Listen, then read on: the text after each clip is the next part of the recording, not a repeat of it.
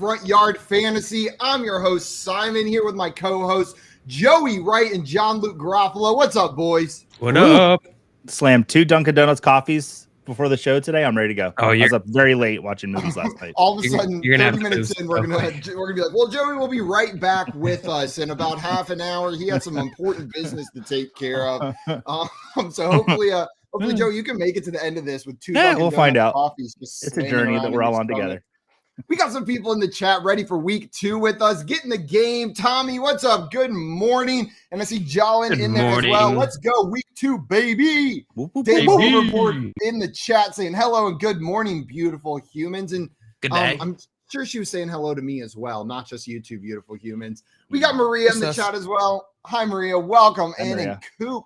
Well. Look who's in the chat. If it was Cooper himself. And he's starting off the smack talk early. Said ugly bird shirt, JL. He likes the pink one the best. Yeah, I just got this with a birthday gift card from Amazon. I don't know if you guys have heard of Amazon, but a pretty cool place so you can shop. Jeff Bezos, aka Football Daddy, on Thursday nights now. Yeah. Yes. Thanks for providing you with that shirt. You look good in it, Joey. I'm gonna have to call him up and let him know. It was a 2-pack. So I have another one if you want it. What a deal. It is week 2, guys. We've got plenty of fashion tips for you that we'll give throughout the show, ways that you can hook yourself up with some Amazon basics.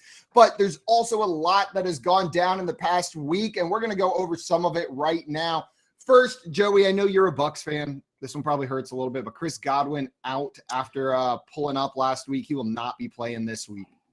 Yeah, I wasn't really expecting him to play this week after what happened last week. And honestly, he was coming into the season. I didn't really think he was going to start until week 4, but then they rolled him out there week 1. I do like Mike Evans if he plays this week. We'll see. That's even questionable. Julio Jones is also questionable. So that Buccaneers wide receiver lineup could look great or it could look real thin today. Yeah, there's a lot more players like you mentioned. It feels like that entire team is questionable right now. Julio Jones, Mike Evans, Leonard Fournette, Russell Gage, Rashad Perriman, all questionable. So we're going to be waiting for that inactives report that's coming out at 11:30. We will hit you guys with that news. A lot of Bucks that we're waiting to hear about on that report. So around 11:30, we'll let you guys know which players you can expect to play for you on that Bucks team. Deandre Swift is also questionable versus Washington this week. That one hurts a little bit. JL, what's your confidence level on Deandre Swift stepping out on that field? Seems like he got a partial practice in on Friday.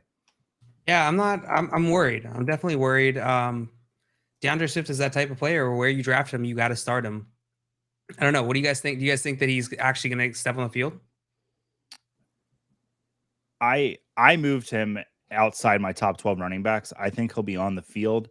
I don't know if he's going to get even the amount of work he got last week. And I know Jamal Williams came in and kind of ran those touchdowns in when Swift was kind of catching his breath, but I'm a little worried about him. I still think he will play.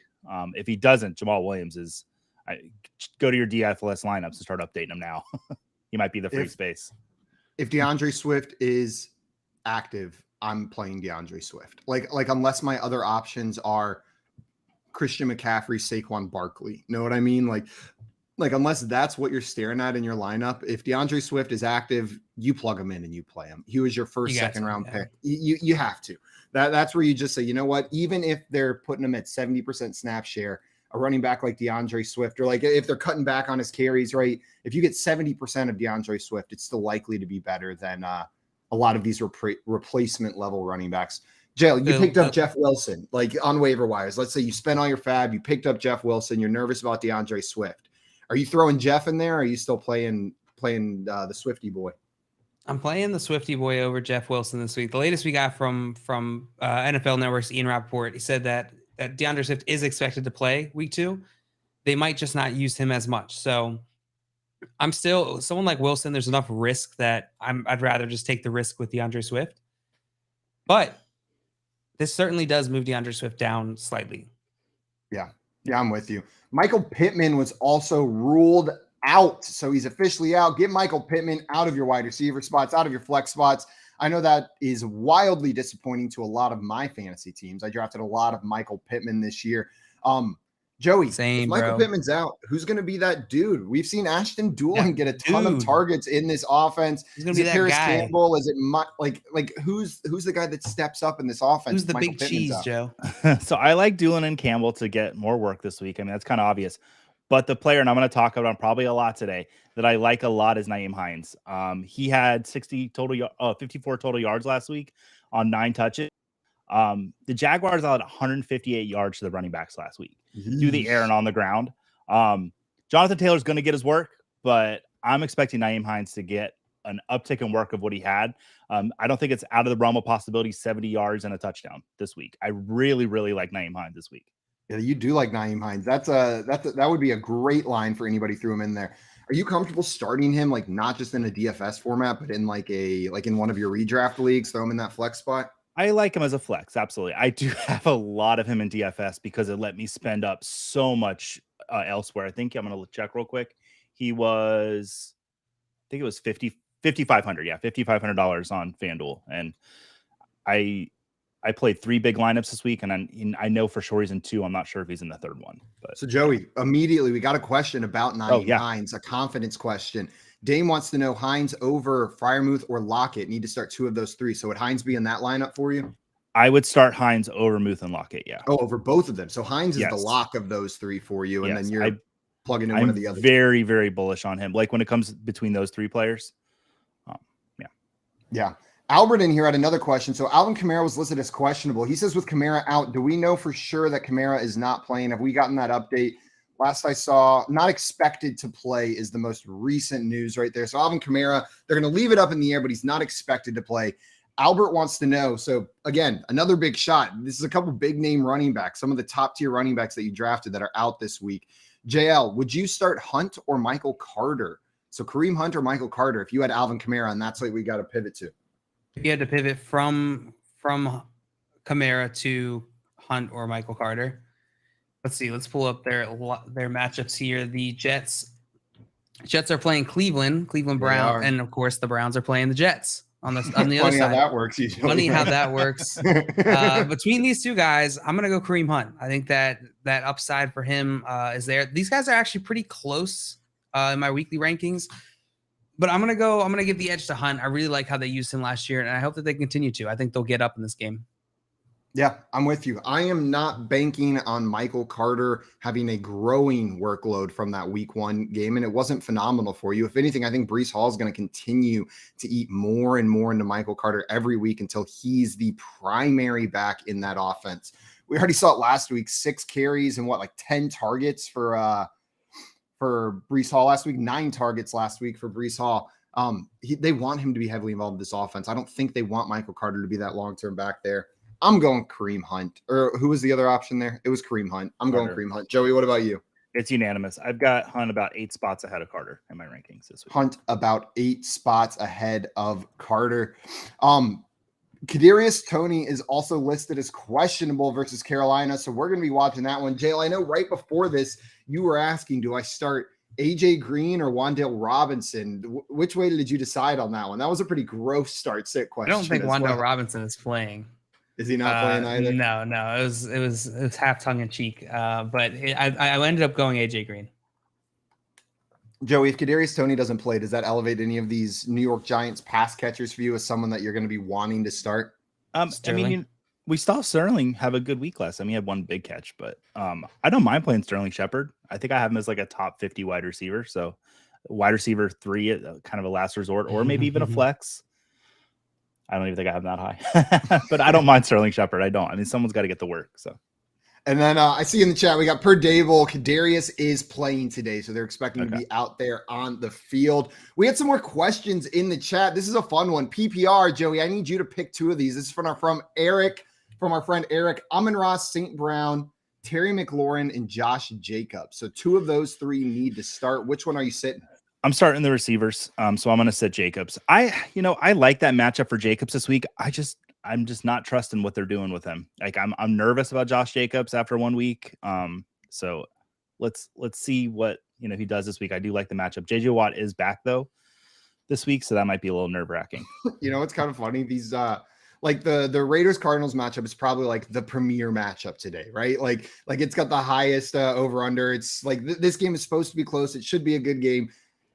The next highest over under in today's games, I believe, is the Commanders and the Lions. Like I think that's the slate of games we're looking at today. Is like it goes Cardinals Raiders and then Commanders Lions, like, is the next highest scoring game. It's going to be rough. But I mean, the Lions and Eagles put up a ton of points last week to the surprise of, a lot of people. So, there's no reason that if Wentz looks as good as he did last week, that they can't put up points there too.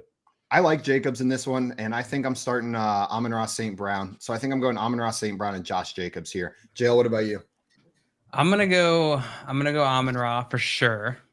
Out of two of these, and then it's a little closer for me. I'm gonna end up going Terry McLaurin as well. Just that this matchup is pretty nice. Yep, and we have official confirmation that Kadarius Toney is playing today from Ian Rappaport's Twitter account. So Kadarius Toney is going to be out there on the field. Joey, do you have any confidence starting him? Not really. I got to see what that New York Giants receiving core looks like. Toney gave me some confidence last year in that one big game, but outside of that, like, I'm a little nervous about him. So a little bit nervous about him. JL, you got your Dirty Bird shirt on that Coop was making fun of at the beginning, but the next player, J.K. Dobbins, is not expected to play this weekend either. And we had a question in the chat. So this is two players that are going to be out.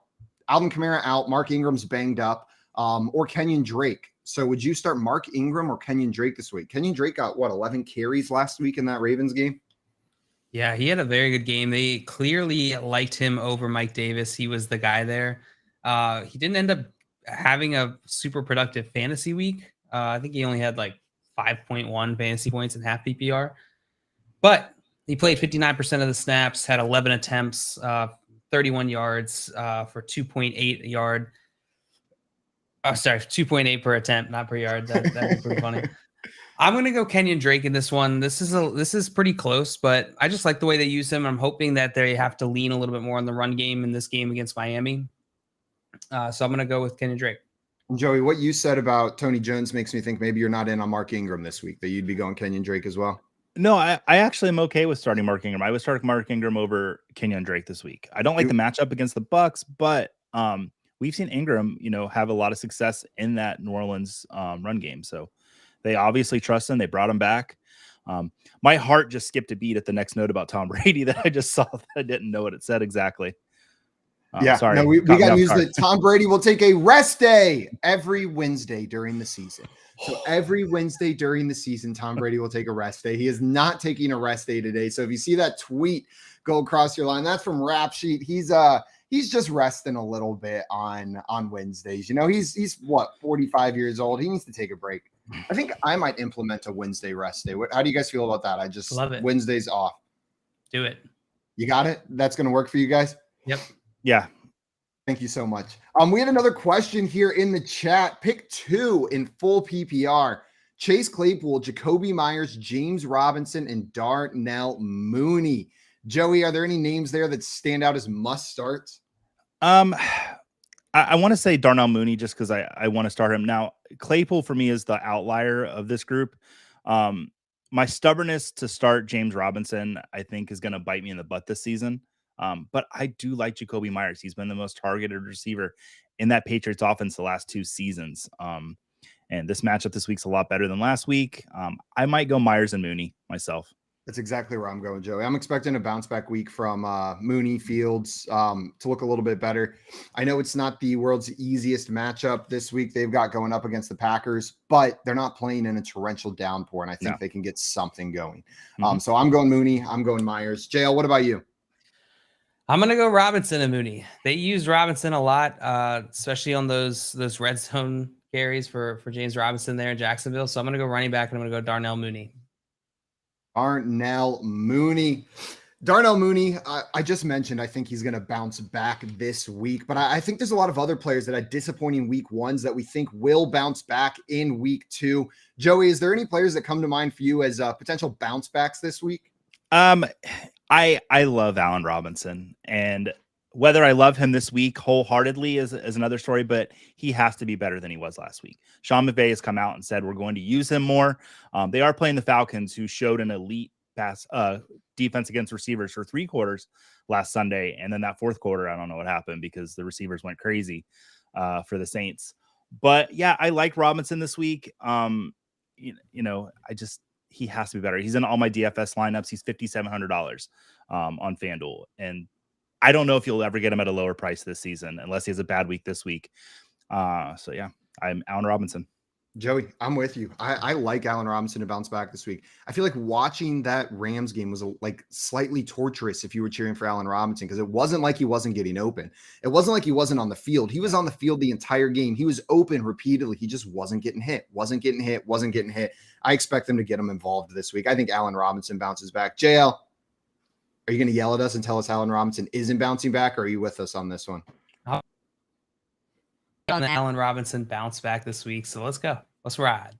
Let's do it. The next one I wanted to bring up, bounce back player, is at the quarterback position, and it's someone that I think maybe you need a little bit of confidence back in. His wide receiver core has been depleted, but Aaron Rodgers did not have the best fantasy week next week. But this is more of a just, if Aaron Rodgers is your fantasy quarterback, don't panic. Don't panic. I know he's got less weapons than he's had usually, but he is still one of the best quarterbacks in the NFL, and he's going to remain to be. He should have Allen Lazard back this week, which is going to affect us a little bit. We're still waiting on that news, like the final news that Allen Lazard is playing, but they're expecting Allen Lazard to play. And Aaron Rodgers, he's playing the Bears, and he, I know it's Narrative Street, but he historically just owns that Bears team, right? And this is not a strong Bears team going up against them. He's going to be pissed after losing to Minnesota last week, and he's going to come out on fire. Aaron Rodgers, I think, lights it up against the Bears. Joey, do you like that one? I saw you roll your eyes a little whenever I said Allen Lazard. We still don't know if he's playing. I rolled my eyes because I cannot wait for Allen Lazard to step on the field for Aaron Rodgers. That's why I rolled my eyes, because it's like he had limited practices 3 times this week. Please just put him out there. I want to see him play. I do think he's the top receiving option for the Packers, and I want to see Aaron Rodgers have his top receiving option. I do have Rodgers as a top 12 quarterback. I would start him over Brady this week. Yeah. JL, are you in on the Rodgers bounce back week? Yeah, no, I'm with you. I think it'll be a much better week for Aaron Rodgers as well. We had some more questions come in here. Okay. This one, what's up, guys? What's up? Welcome in. Good morning. Wants us to pick 4. So really, we're just knocking one of these out. So there's 5 players listed. No, there's 6 players listed. We're not starting 2 of them. The players are Brandon Ayuk, Hunter Renfrow, Kareem Hunt, David Montgomery, Ezekiel Elliott, and Darrell Henderson. This one's fairly straightforward for me. I'm benching Ayuk and Kareem Hunt. Not that I don't believe in Ayuk this week, but it's supposed to rain at least lightly there. He's the wide receiver 2 on his team. Hunt was hyper efficient with what he got last week, but he's the secondary back on that team in what's supposed to be a low scoring game where I don't necessarily expect Cleveland to have to throw the ball a lot. I'm plugging in Renfrow, Monty, Zeke, and Henderson, and pretty happy about it. JL, what do you think here? Yeah, I'm definitely with you. Let's take Ayuk out of the equation. And then who'd you go with? You went with Henderson, Zeke, and Renfrow? Monty and Renfrow, because it's 4. So I benched Hunt and Ayuk is what I did in this one. Okay. There's a bunch that are just very close here. Yeah. I'm going to lock in Henderson for sure. Henderson just got the majority of the workload last week. He looked great. I'm hoping that he gets it again. Easy matchup against Atlanta. He's locked in. David Montgomery was the next one, right? Yes. For David Montgomery, I'm going to go. I'm going to knock out David Montgomery as well. He's going up against Green Bay. It's just like middle of the pack matchup, but he just didn't look fantastic with what he got last week. Hunter Renfrow. I'm going to go with Hunter Renfrow, Darrell Henderson, and let's go. Zeke. You got to pick the last 4. one. And who is the 4th one? Who's the one I'm missing? All of the players that we mentioned here were Ayuk, Renfrow, Hunt, Monty, Zeke, and Henderson. So Hunt. I'll go Hunt, Renfrow, Zeke, and Darrell Henderson. My goodness, setting the whole lineup. Setting the whole lineup right there. With Swift potentially not playing, Joey, or playing on a limited snap count, would you flex Swift or play Dotson or Ayuk? Are you still plugging Swift in there over those 2 wide receivers? Yeah, I'm still. If Swift starts, I'm putting him in over those 2 receivers. If he doesn't, and you've got to pick one of those, while in the previous question, Ayuk would have been the sit for me. Kittle's probably not going to play this week. And, we said it last week. I should get some work with Kittle being out, and he didn't really step forward. But I think that was because of the weather. I really do think that whole Bears 49ers game was just throw it out. And this week we're going to see what those teams are.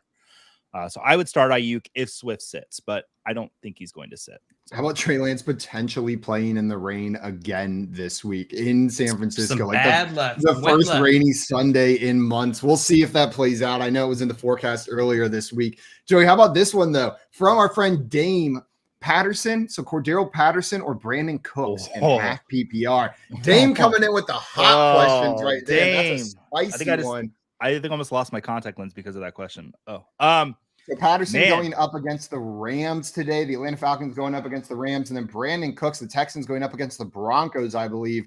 Joey, what's it going to be? Dame, you have presented me with a conundrum. I'm going to go Patterson. We got news that Damien Williams was put on the IR for the Falcons. And the next man up is Tyler Algier, who didn't even play last week. I think Patterson's going to continue to get that work for Atlanta in the running game and hopefully more passing work this week, because last week he barely had any. So it'd be Patterson for me. Although Dame, my heart with Brandon Cooks. I'm just nervous with what Denver did last week with those receivers. So. And Damien, you're saying happy to bring the hot sauce this morning. Yeah, that's a spicy one. I think I'm with you, though, Joey. I'm with you on that one. JL, we were talking about not getting too cute if you've got Swift, if he is active, but this is one where maybe this player is close enough in range. Would you flex Darrell Henderson over Swift this week? So would you plug Henderson in? I would absolutely flex Darrell Henderson. He's on that line of those players that I'm okay doing that with. If this game is a shootout, they might not need to rely on Swift that much. And if they're already talking about limiting his usage, I think they want to look long-term into this season, which is maybe ironic considering that it's the Lions, but I don't think they're going to just risk Swift's entire season on this game. So I'll go Darrell Henderson. Joey, I see you squinting right there. Are you going Henderson as well, or are you going Swift? I've got them far enough apart where I would still probably roll with Swift, although I do really like Darrell Henderson this week. So from a safety aspect, like if I need a home run to beat the opponent, let's say that my opponent started Gerald Everett and Mike Williams on Thursday night, who both had fantastic production for their position, especially if you started Gerald Everett on like a flyer for your tight end. Good job, everybody. I would probably put Henderson in if I needed the safety. If I need a home run, I'm putting Swift in. That checks out. That makes sense. But I do think he's right on that line. I think that's where that tough. Line is on where you're making those decisions. Anyone below Henderson, it's probably a slam dunk Swift. Anyone above Henderson, you're probably starting to question it right there, whether or not you need to make that call. JL, question for you. You got to start one wide receiver and one flex non-PPR. So this is a standard league. Allen Robinson, Damian Pierce, Ramondre Stevenson, Curtis Samuel, and Christian Kirk. So one wide receiver and one flex, Allen Robinson, Damian Pierce, Ramondre Stevenson, Curtis Samuel, and Christian Kirk. Who's starting out of that bunch for you? Who's the first one on that list? Allen Robinson. Allen Robinson, man. Curtis Samuel got a ton of targets last week. But it is non-PPR. It's non-PPR, I know, which makes me think like he's probably not worth it. Ramondre Stevenson, taking him out. We didn't see enough from him last week. I think I'd go Christian Kirk. Christian Kirk going against Indianapolis Colts. I think this Jaguars offense looks much better today than it did last week. I'm going to go Allen Robinson and Christian Kirk. I had to pick two. Yep, and that's where I'm going. Had to be one flex, one wide receiver, so at least one wide receiver in that bunch. It's Allen Robinson and Christian Kirk for me as well. Joey, you got a different person you're starting? I am taking the former Jaguar and the current Jaguar. So A-Rob and Christian Kirk. I just really wanted to say that Jaguar thing. Unanimous. I got to say it.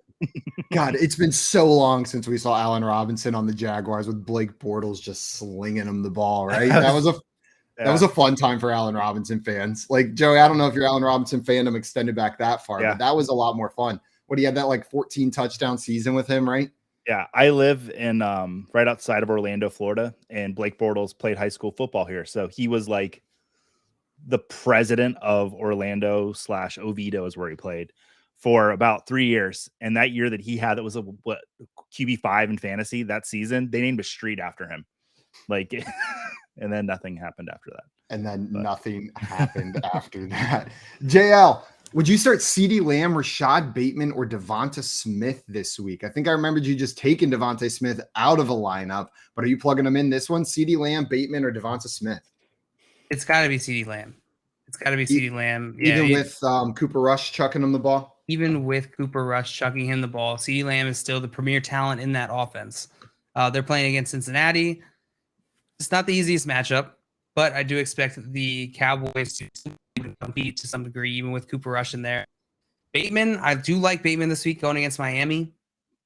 I think he'll have a much better week than last week in terms of targets. He was able to snag that touchdown, which saved his fantasy week. I think he'll be fine. Devonta Smith is the one who I still want to wait and see. I don't expect things to be as bad. He had 0 receptions on 4 targets this past week in week 1. It's terrible. I don't expect things to be that bad going forward, but I want to see it before I'm putting him above guys like CeeDee Lamb. Yeah. Joey, are you going CeeDee Lamb as well here? Or are you plugging in Bateman or Devonta Smith? I am. Lamb, he's like 4 spots ahead of Bateman, so I'll go with my rankings on this. If Bateman ends up having the better day, I wouldn't be shocked. But yeah, you have to start Lamb. I think people are overreacting a little bit to Dak being gone for minimum 4 weeks, is last I heard yesterday. Minimum 4, yeah. So yeah, Lamb's he'll be fine. He won't be wide receiver 1 capable every week, but he should be fine this week. Looks like we've got official confirmation from Ian Rappaport that Saints running back Alvin Kamara, dealing with a rib injury, is out for today's game. So get him out of your lineups. Go adjust your lineups right now. Pivot. Hopefully you've got at least one other running back on your bench that you can pivot to, especially if you're in a league that doesn't allow Sunday pickups, like a couple of my leagues. I got stuck starting some pretty iffy tight ends last week because I waited and had nobody in that tight end slot. Had to pick up somebody just for Monday night. Sorry, what's up, Joey? Dame just came in with some hot news. Julio Jones is out this week. Julio Jones. I did not see that yet. If Julio Jones is out, the Bucks pieces are starting to fall. We got Chris Godwin out. Julio Jones out. We'll see. We'll see who else gets named out on that one. Yeah. We had one more question here. In here. Judy, Scary Terry, or Hollywood Brown. We have to pick 2 of these. Joey, which 2 are you picking? Jerry Judy, Terry McLaurin, or Hollywood Brown? Hollywood Brown definitely for me. And I have Terry higher than Judy in my rankings, although my DFS lineup say Judy, but that's because of the value. Terry McLaurin and Marquise Brown. Yep. Dale, are you agreeing with that? Yeah, I think that's fair. I have all these guys back to back as well. But Terry McLaurin and Marquise Brown have the edge. Okay. Guys, if you want to call in and hang out with us this morning on Pre-Gaming with Front Yard Fantasy, just make sure you're on the Better Sports Network app. Hit that call in button and come give us your hot takes for this week. Call your shots. Show us your game day setups, your man caves, your she sheds, whatever you're doing. We want to see what you've got. Don't know she shed. Never seen that commercial? Come on, JL. Yeah. It's she shed. My wife asked for one. Cave, but want to get away from me. Sexist. So come hang out with us. Show us what you're rocking on this game day. You're listening to Pre-Gaming with Front Yard Fantasy here on the Better Sports Network. With Front Yard.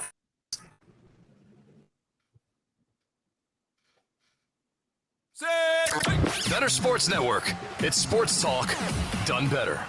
Quite simply, when I'm sitting at home and I flip on the TV and I have to see a personal one-on-one sit down with Aaron Rodgers, my blood pressure spikes. Just seeing the man.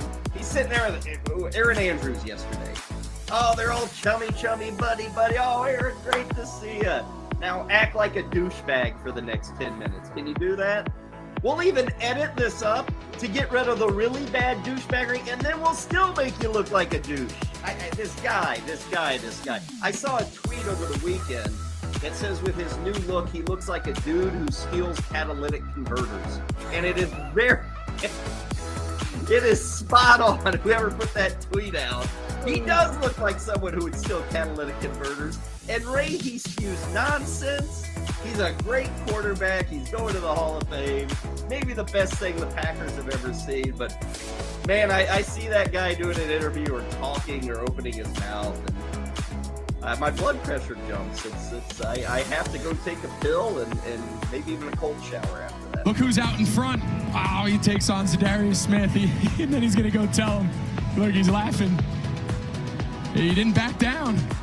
I love that. You talk about fire and energy. The only breaks we're taking? Box breaks. Always nonstop commercial-free content on Better Sports Network. I can't disagree with you. You know, when you see guys too, Rodgers had that, like, not a bandana or a head, whatever the hell he had for his hair. Aaron Rodgers just got greasy, dirty hair, and he's got a bit of it was sticking out when he was sitting on the sidelines after he got hit, hurt his neck, and And again, far be it for me to tell a famous dude who's single that he shouldn't be dating like 75 beautiful women and getting dumped. I don't know who's dumping who, but Ray, it says a lot to me that Aaron Rodgers has cycled through women like this. I'm gonna assume that they are the ones breaking this off and not Aaron Rodgers. And that's totally unfair to Aaron Rodgers, but the more I hear of him as a fellow man in this universe, I've seen these guys, and they are the ones that after a while, doesn't matter how many zeros are in your bank account, eventually one of two things happens. They find out who you are and they move on, or they find out that you work in Green Bay, Wisconsin, and they move on. One of those two things will lead to all of these breakups, I think. beautiful, successful, intelligent women that run from this guy in droves when they get to know him.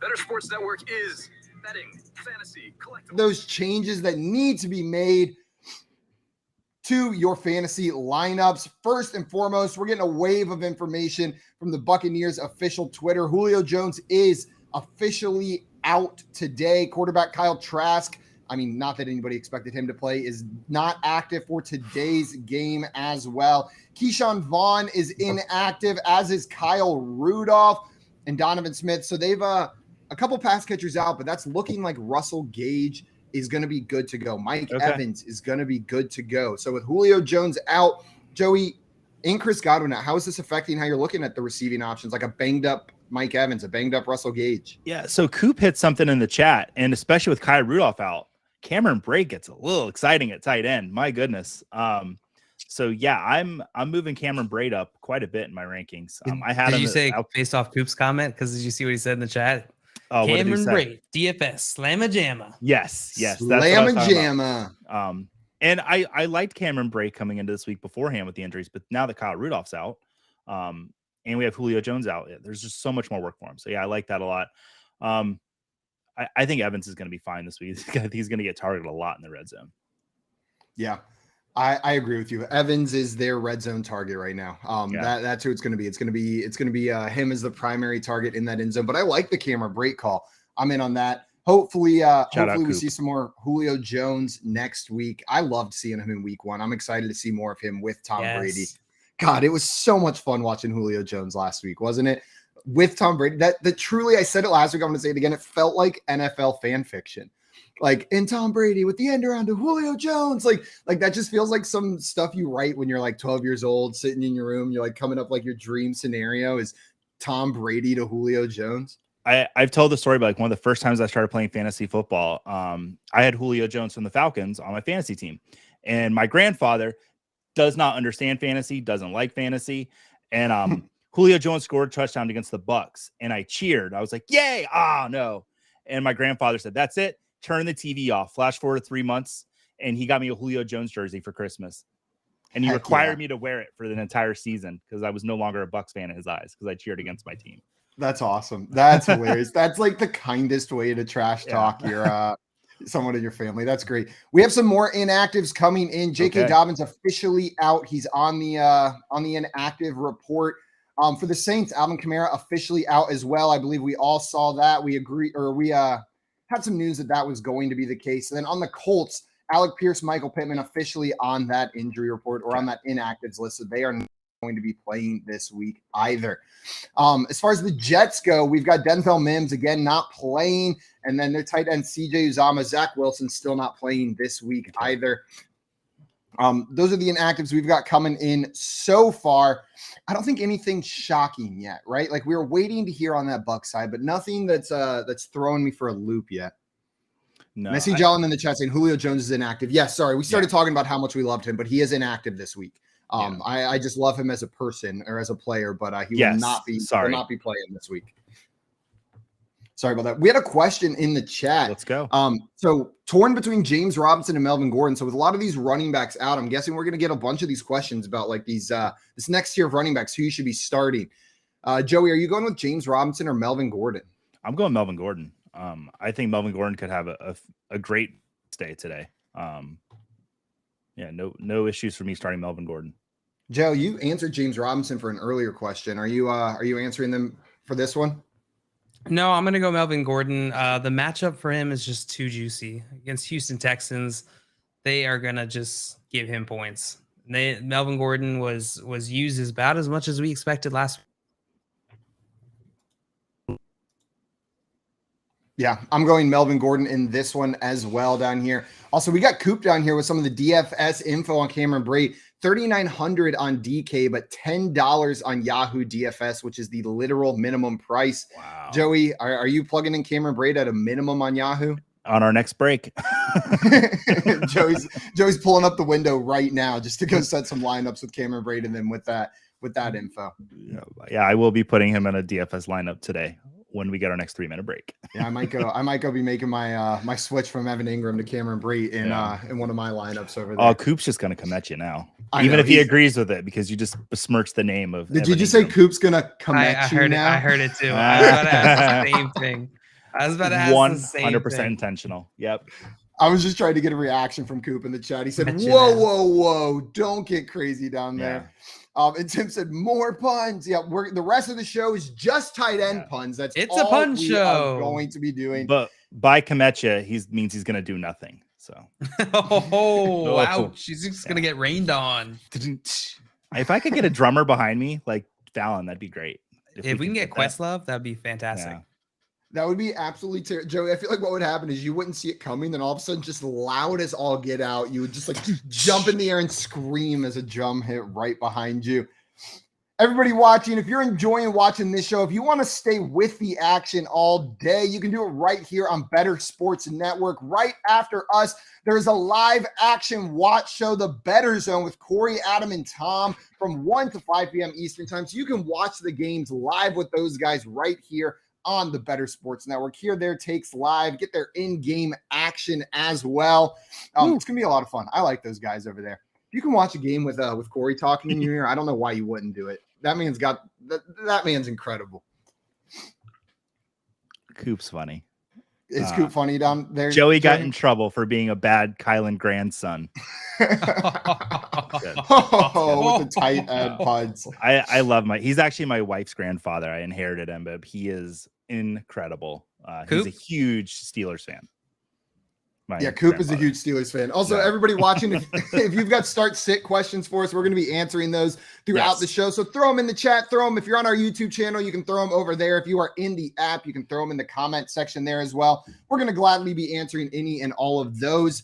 Joey, I wanted to ask you this one. Yes. You got to start two. Actually, this was asked sit two. So this is a pessimist asking this question. Sit two. Okay. Sit two of these guys. He wants to make sure he knows they're being sat, not the other ones are being started. Jarvis Landry, David Montgomery, Isaiah McKenzie, and Amari Cooper. So that was Jarvis Landry, David Montgomery, Isaiah McKenzie, and Amari Cooper. Which two are you starting? I love Isaiah McKenzie, but I'm going to sit him this week. And so it'd be Montgomery. I would probably sit Landry too. So it's Montgomery and Cooper going in your starting lineup. Yeah. Dale, do you agree with that? Yeah, 100%. I'm sitting McKenzie and I'm sitting Jarvis Landry this week. Jarvis Landry's going up against Tampa Bay. That is a tough matchup. It's going to be a tough matchup for them. Isaiah McKenzie, Buffalo is playing Tennessee tomorrow evening, which isn't too bad of a matchup. But Isaiah McKenzie did not impress me this past week. And so I would much rather have David Montgomery playing against Green Bay and Amari Cooper playing against the Jets than Isaiah McKenzie. That don't impress me. Can I add a caveat to Isaiah McKenzie? Absolutely. So there is talk that Gabriel Davis might not play tomorrow.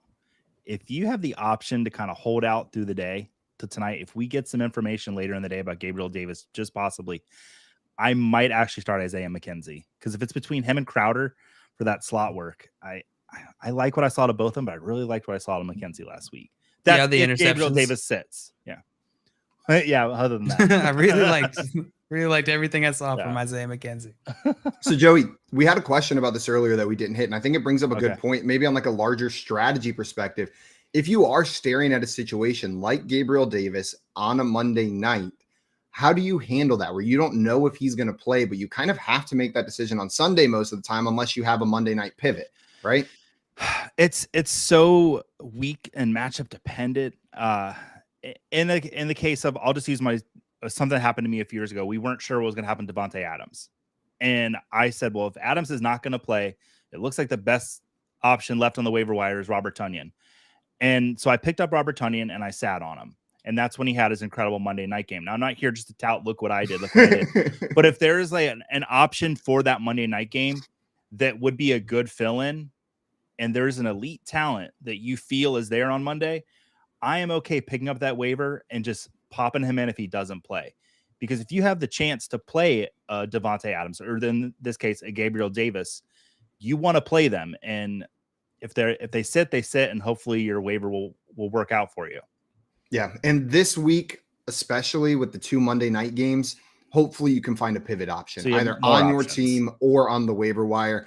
I'm comfortable sitting with Gabe Davis in my lineup going into Monday night. Just make sure you've got that backup available. Even if you think it's a nobody, something off the waiver wire that's not going to do anything, have somebody available, like ready to plug into that flex spot. And make sure Gabe Davis also is in your flex spot to give you that extra flexibility on Monday night, right? Don't plug him into your wide receiver spot, so you have to pivot to a wide receiver. We get that advice every week, but get those Monday night players in your flex. Alex McBuckets, what's up, McBuckets, in the chat wants to know, should I trade Mark Ingram for Brandon Ayuk? Full PPR redraft. They have Alvin Kamara on their team. So should they keep that backup in Mark Ingram or trade for Brandon Ayuk? Joey, are you trading for Brandon Ayuk here, or are you keeping Ingram on your team? If I had Kamara on my team, I would hold on to Ingram. I mean, there was already rumors that he might not start at week 1 because of some injury issues. So I might really hold on to Ingram in this case. We haven't seen much out of Ayuk yet. And unless you're desperate for a wide receiver, I'm holding on to Ingram. Joe, what about you? What were the 2 players? Brandon Ayuk and Mark Ingram. It's a trade. The person has, so that should they trade Mark Ingram for Brandon Ayuk? They have Alvin Kamara on their team. No, I think I'd rather have Ayuk. I don't think that we're going to have to see that this dependency on Mark Ingram later on in the season that we're seeing right now. I would much rather have Ayuk. I think he's going to have much more long-term value. I'm with you. I'm going to go Ayuk. Whenever I look at these teams and like, what do they have to do to like get into my starting lineup? Brandon Ayuk, we've seen it. We've seen him be a top level wide receiver. I know we've seen it from Mark Ingram as well, but it's dependent on Alvin Kamara being out and him then being the primary ball carrier when Alvin Kamara is out, right? So I'm going to go Brandon Ayuk here, but I don't mind holding on to Ingram, especially since you're the Kamara manager. Victor wanted to know Tyler Lockett or Drake London, half PPR. Joey, are you starting Tyler Lockett or Drake London? I love when we get a good one, Victor. This one, some of these we come in, it's like, yeah, we all agree. This makes sense. This one's kind of close. Joey, are you going Lockett or London? I'm going to go London. Let's have some fun. He's one of my favorite DFS values this week. I'm starting London here. Al, are you going Lockett or London? I'm going London too. This is easy London for me. The Tyler Lockett going against San Francisco is a much tougher matchup. And if we get some weather in this game, who knows if Geno Smith's magic's going to continue. Drake London, he looked great last week. So I'm going to go him. I know it's a tough matchup going up against the Rams, but I'm going to go Drake London as well here. I just have a little bit more trust, and he was pretty heavily used in his first game as an NFL wide receiver. I expect that can continue. The upside's limited being on the Atlanta offense going against the Rams defense, right? Like you look at I was scrolling through the FanDuel Sportsbook this weekend, looking through all of the lines, and I was like, man, they don't expect any of this to be high scoring. Well, they expect the Rams to be high scoring. Yeah. That over-under is set at 46.5, but the Rams are 10-point favorites, putting their implied total at 33.5 points. So they're not expecting high scoring shootouts, but there's plenty of teams that they expect to be high scoring. When I do my rankings every week, I lean pretty heavily into matchups and how the teams have done in the weeks prior. And so there's only been 1 week of data that we really have. And I had to keep reminding myself that, yeah, the Rams gave up a lot of points to receivers last week. However, they played the Bills. So I had to keep okay, no, they played the Bills. They played the Bills. And Are you expecting a bounce back week from the Rams this week? Do you think they look like a much better team? yeah, I mean, I think it's a get right game for everybody other than Tyler Higbee, which he looked better than I thought he was going to look last week. But I think Stafford has a much better week. We've both JL and I've been on the record, and you as well, about Allen Robinson having a better week. I don't think Cooper Kupp could have a better week than he did last week. He could. He has. He has. That would be absurd if he if he just keeps on rising as the season goes on. Every week we say, no way Cooper Kupp can have a better week, right? And then by the end of the season, he's got 240 yards in a game and 3 touchdowns. And we're just sitting there going, how did we not draft him first overall in every league again? Yeah, I like pretty much any Rams player that you can play this week other than Cam Akers. Put him out there. Other than Cam Akers. More Cam Akers. Let's just go. Defeat solo, and you want to know Michael Carter or James Robinson this week. JL, are you going Michael Carter or James Robinson? Oh, was almost muted for that one. Michael Carter or James Robinson? I'm going to go Michael Carter. I'm going to hope that they feed him again in this game that they did last week. I just that was like one of the main notes I wrote down from last game, which is like, wow, they are using Michael Carter a lot. So I'm going to hope that continues. Joey, what about you? They're back to back in my rankings. I'm going to go Carter, but it's extremely close. We got a disagreement. I'm going to go James Robinson. I like the goal line work that he had there. And I'm expecting, I said it earlier, I'll say it again. I'm expecting each week we see Breece Hall take a bigger and bigger chunk of this. Michael Carter did get the majority of carries last week, 10, but Breece Hall had 6 right behind him as well. I know he didn't look wildly efficient with those touches, but they're getting that rookie involved early. It makes me very nervous for Michael Carter. So I'm going James Robinson here on this one. I'm going to start James Robinson from that question. Trey wants to know, full PPR start to Allen Robinson, Travis Etienne, Michael Thomas, and Kareem Hunt. You've got to plug 2 of those players into your lineup. Joey, which 2 are you starting? Allen Robinson, Travis Etienne, Michael Thomas, or Kareem Hunt? I will probably go Robinson because I'm just going to lean into it. And I'll go Michael Thomas over Etienne. Michael Thomas over Etienne. JL, what about you? I'm going to go. Do we know what format this is? Full PPR. Full PPR. Okay. Does that change it for me? It changes it a little bit for me. I'm going to go Michael Thomas for sure. Lock it in Michael Thomas. And then I'm going to go Allen Robinson. Well, and you're going to have 3 different answers here because I'm going to go Allen Robinson and Travis Etienne for this one. Allen Robinson and Travis Etienne. I like the high value touches and high value targets that Travis Etienne was getting last week. He's just got to put it together. Oh, I think this is the week where we see it. I hope he does this week. Nothing would make me happier than this being the Travis Etienne breakout week. I mean, almost 12 yards a carry last week. Like just give him the ball every time. 2 missed touchdown opportunities. Absolutely absurd. Yeah, he was targeted in the red zone multiple times. Travis Etienne was last week. It's going to come together one of these weeks, and it's going to feel so good. It's going to feel so good. John wanted to know PPR flex 2. Michael Carter, Rashad Penny, Drake London, and Josh Jacobs. Joey, which 2 of those 4 are you starting in PPR? Michael Carter, Rashad Penny, Drake London, and Josh Jacobs. I'll probably go London and Jacobs on that. I do like Drake London this week. Every time I say it, it sounds better. Every time you say it. JL, are you going to say it again? See if it still sounds better. Which 2 are you starting? Of these, let's see. Michael Carter is the one that I was looking at. Josh Jacobs is locked in for sure. And he said full PPR? Full PPR. So Josh Jacobs, playing Arizona Cardinals. I'm locking him in, and then I'm going to lock in. I think I'm going to lock in Drake London as well. Full PPR. Yeah, this one's tough. It's going to be Drake London for me as the lock, and then are you guys not tempted to throw Rashad Penny in there? Like, he looked good last week, didn't he? Like he looked decent. I'm going to go Josh Jacobs still, but there's that temptation to play Rashad Penny. I'm going Drake London, Josh Jacobs. And this answers Aaron's question because not a single one of us picked Michael Carter over Drake London. He has Michael Carter or Drake London 1 point PPR.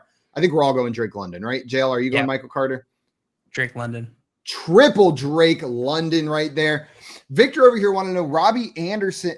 This isn't a question, but let's just see how you feel about this. Victor says Robbie Anderson is Sammy Watkins of years past. First week, massive play. JL, do you think Robbie Anderson was doing his best Sammy Watkins week 1 impersonation, or are we going to see more consistent Robbie Anderson play this year? I think we are, more consistent than last year. I don't know. Is he going to get 21 fantasy points every week? Absolutely not. Absolutely not. We see this I think we're going to see consistent with what we've seen with Robbie Anderson in the past. Not consistent in the sense that he's going to be consistently producing fantasy points this week or this year.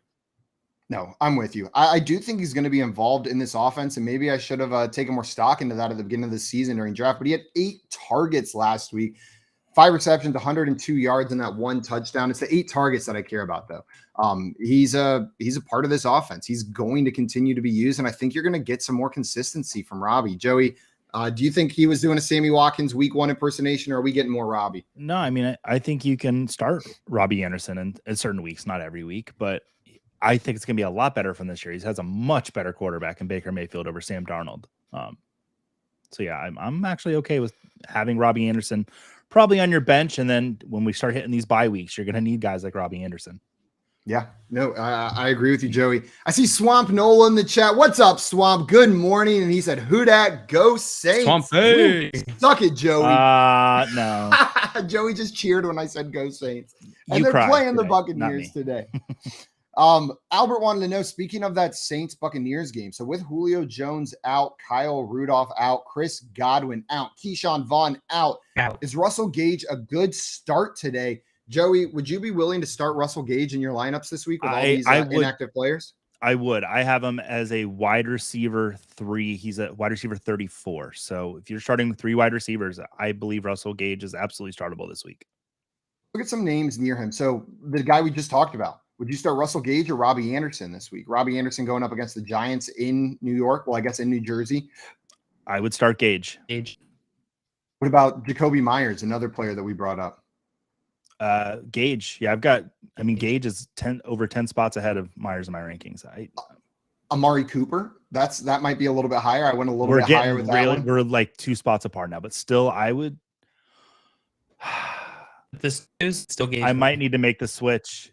Yeah. Jay, I thought we lost you there. Are you going Gage or are you going Amari Cooper? I'm going Gage. Gage. I have Gage higher. And then we got one from Redrum in here. Ayuk or Gage in a PPR? Are you going Ayuk or are you going Russell Gage? Ayuk going up against Seattle. This is where I'll go Ayuk. So that's the line. Yeah, that's the literal line because Ayuk's 1 spot ahead of Gage.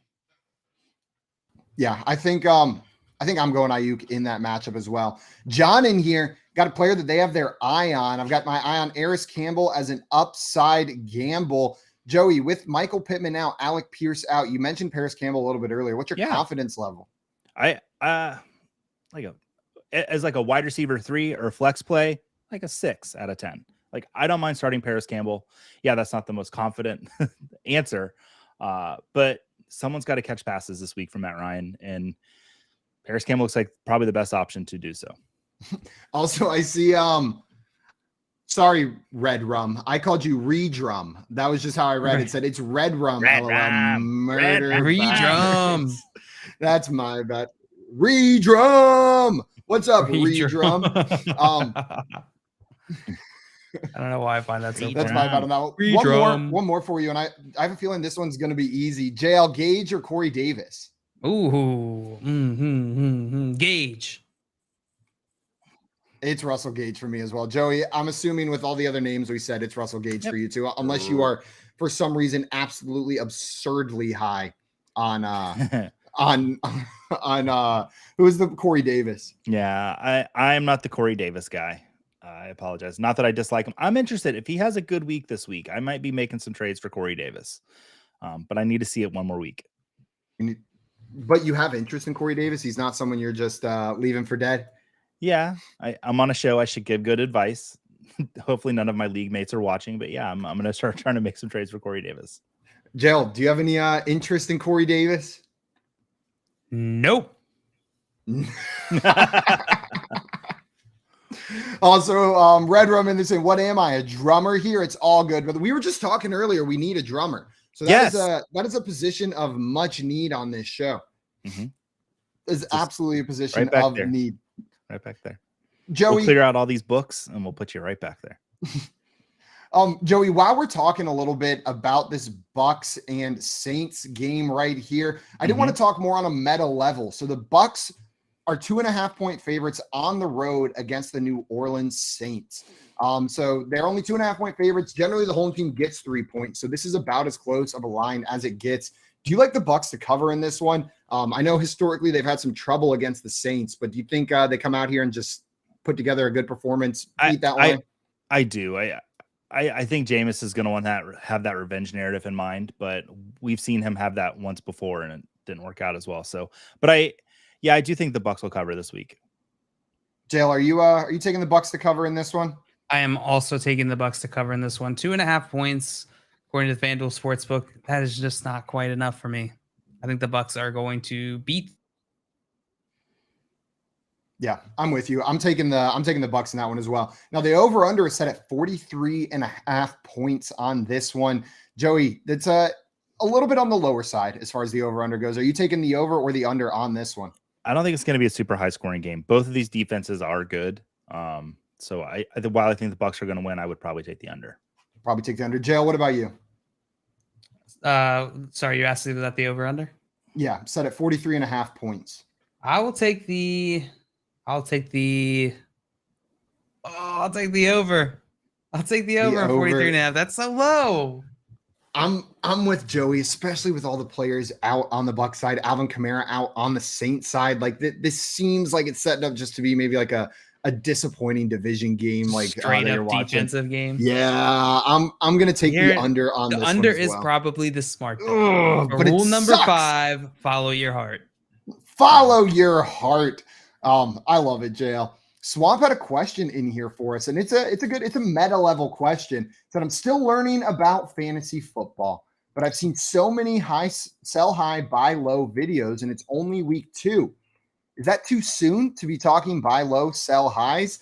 JL, what do you think about that?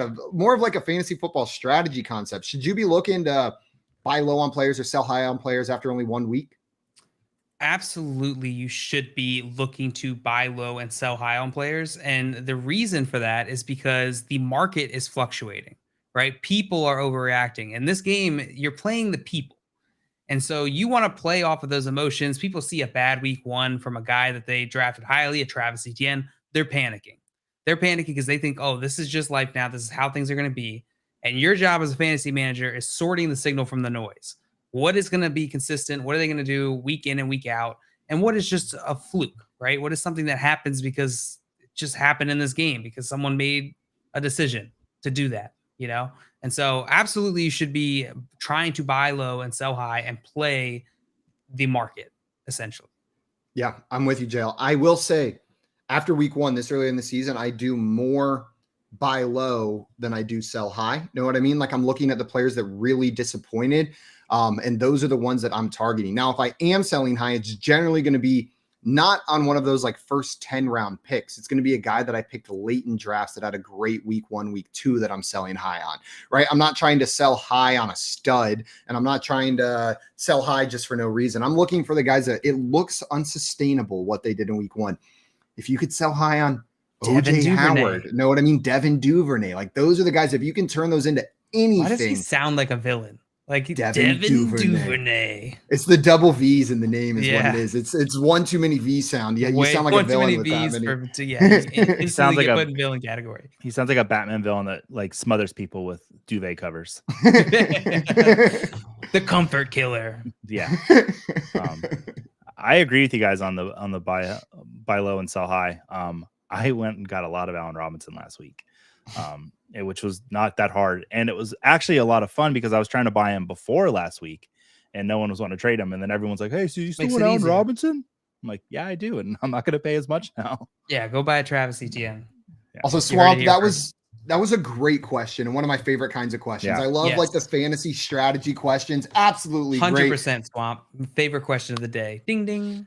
Ding, ding, ding. Everybody watching, we are live here and we're going to be live for another hour, but right after Corey, Adam, and Tom are live on the Better Zone live watching those games with you. It's a live party hangout. Call in, chat with them, and make sure you stick around here on Better Sports Network. Right now, you are listening to Pregaming with Front Yard Fantasy. We'll be back in a moment. Woo, woo, woo. Pregaming with Front Yard Fantasy. Better Sports Network is betting, fantasy, collectibles. It's sports talk done better. First rule of negotiating, you got to have something to bargain with. I feel like when it comes to trading in fantasy sports, there's too much emphasis and focus on getting the best player in the deal. It does not work like that. If you could get a player that secures you some depth, fills a hole, then you win. More than one person in a trade can win. But people just obsess, and then bad offers come where it's totally stacked. Like those crappy offers, Ron, where yeah, you're getting the best player in the deal, but you're offering 5 other fringe players, thinking that combined they make up for that. Who deals with that crap? I see those trades, Ron, and when I'm seeing a 3-for-1, 4-for-1, 4-for-2, you know that you're getting someone's leftovers at this point for the most part. Yeah, I mean, usually they're trying to give you a bunch of players to make it seem like they're giving you surplus and quantity instead of quality. So got to be careful with that. And, you know, you could technically lose a deal on paper, but it helps your team improve. And that's always what you're trying to do. Everyone's looking to tell everyone, oh, look what I did. I ripped this guy off. It's about improving your team. You know, if you have two really good quarterbacks, it's hard to trade a quarterback. Now, what I would do is if I somehow made a foolish mistake of drafting 2 quarterbacks in the first 10 rounds, or even the first 7 rounds, what I've seen many people do, and they're 2 good ones, is I look and be like, okay, does the Dak Prescott manager have a backup? Maybe he doesn't. Then I do all I can to trade. Now, you're probably not going to get proper return, because if that guy with Prescott is smart, he'd be like, well, why am I going to trade a receiver or running back? I can just go to the waiver wire, pick up Carson Wentz, Matt Ryan, Marcus Mariota, whoever it is. So that's the reason why that's a situation where you might lose the deal, but you're holding on to a guy that you can't really start most weeks. So you might as well make the deal. So you technically might be losing, thinking like, wow, I'm trading a QB1, but it's not doing much good for you on the bench. And if you're like, well, I'm just keeping this guy in case Josh Allen gets hurt, well, you're playing scared, and that's not a way to win. The Playbook with Fensty and Ronis, presented by FantasyAlarm.com.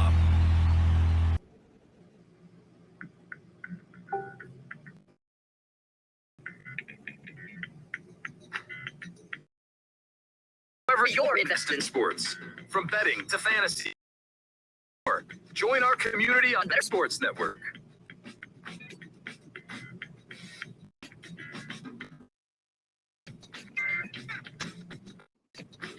Welcome back in, everybody, to Pre-Gaming with Front Yard Fantasy here on the Better Sports Network.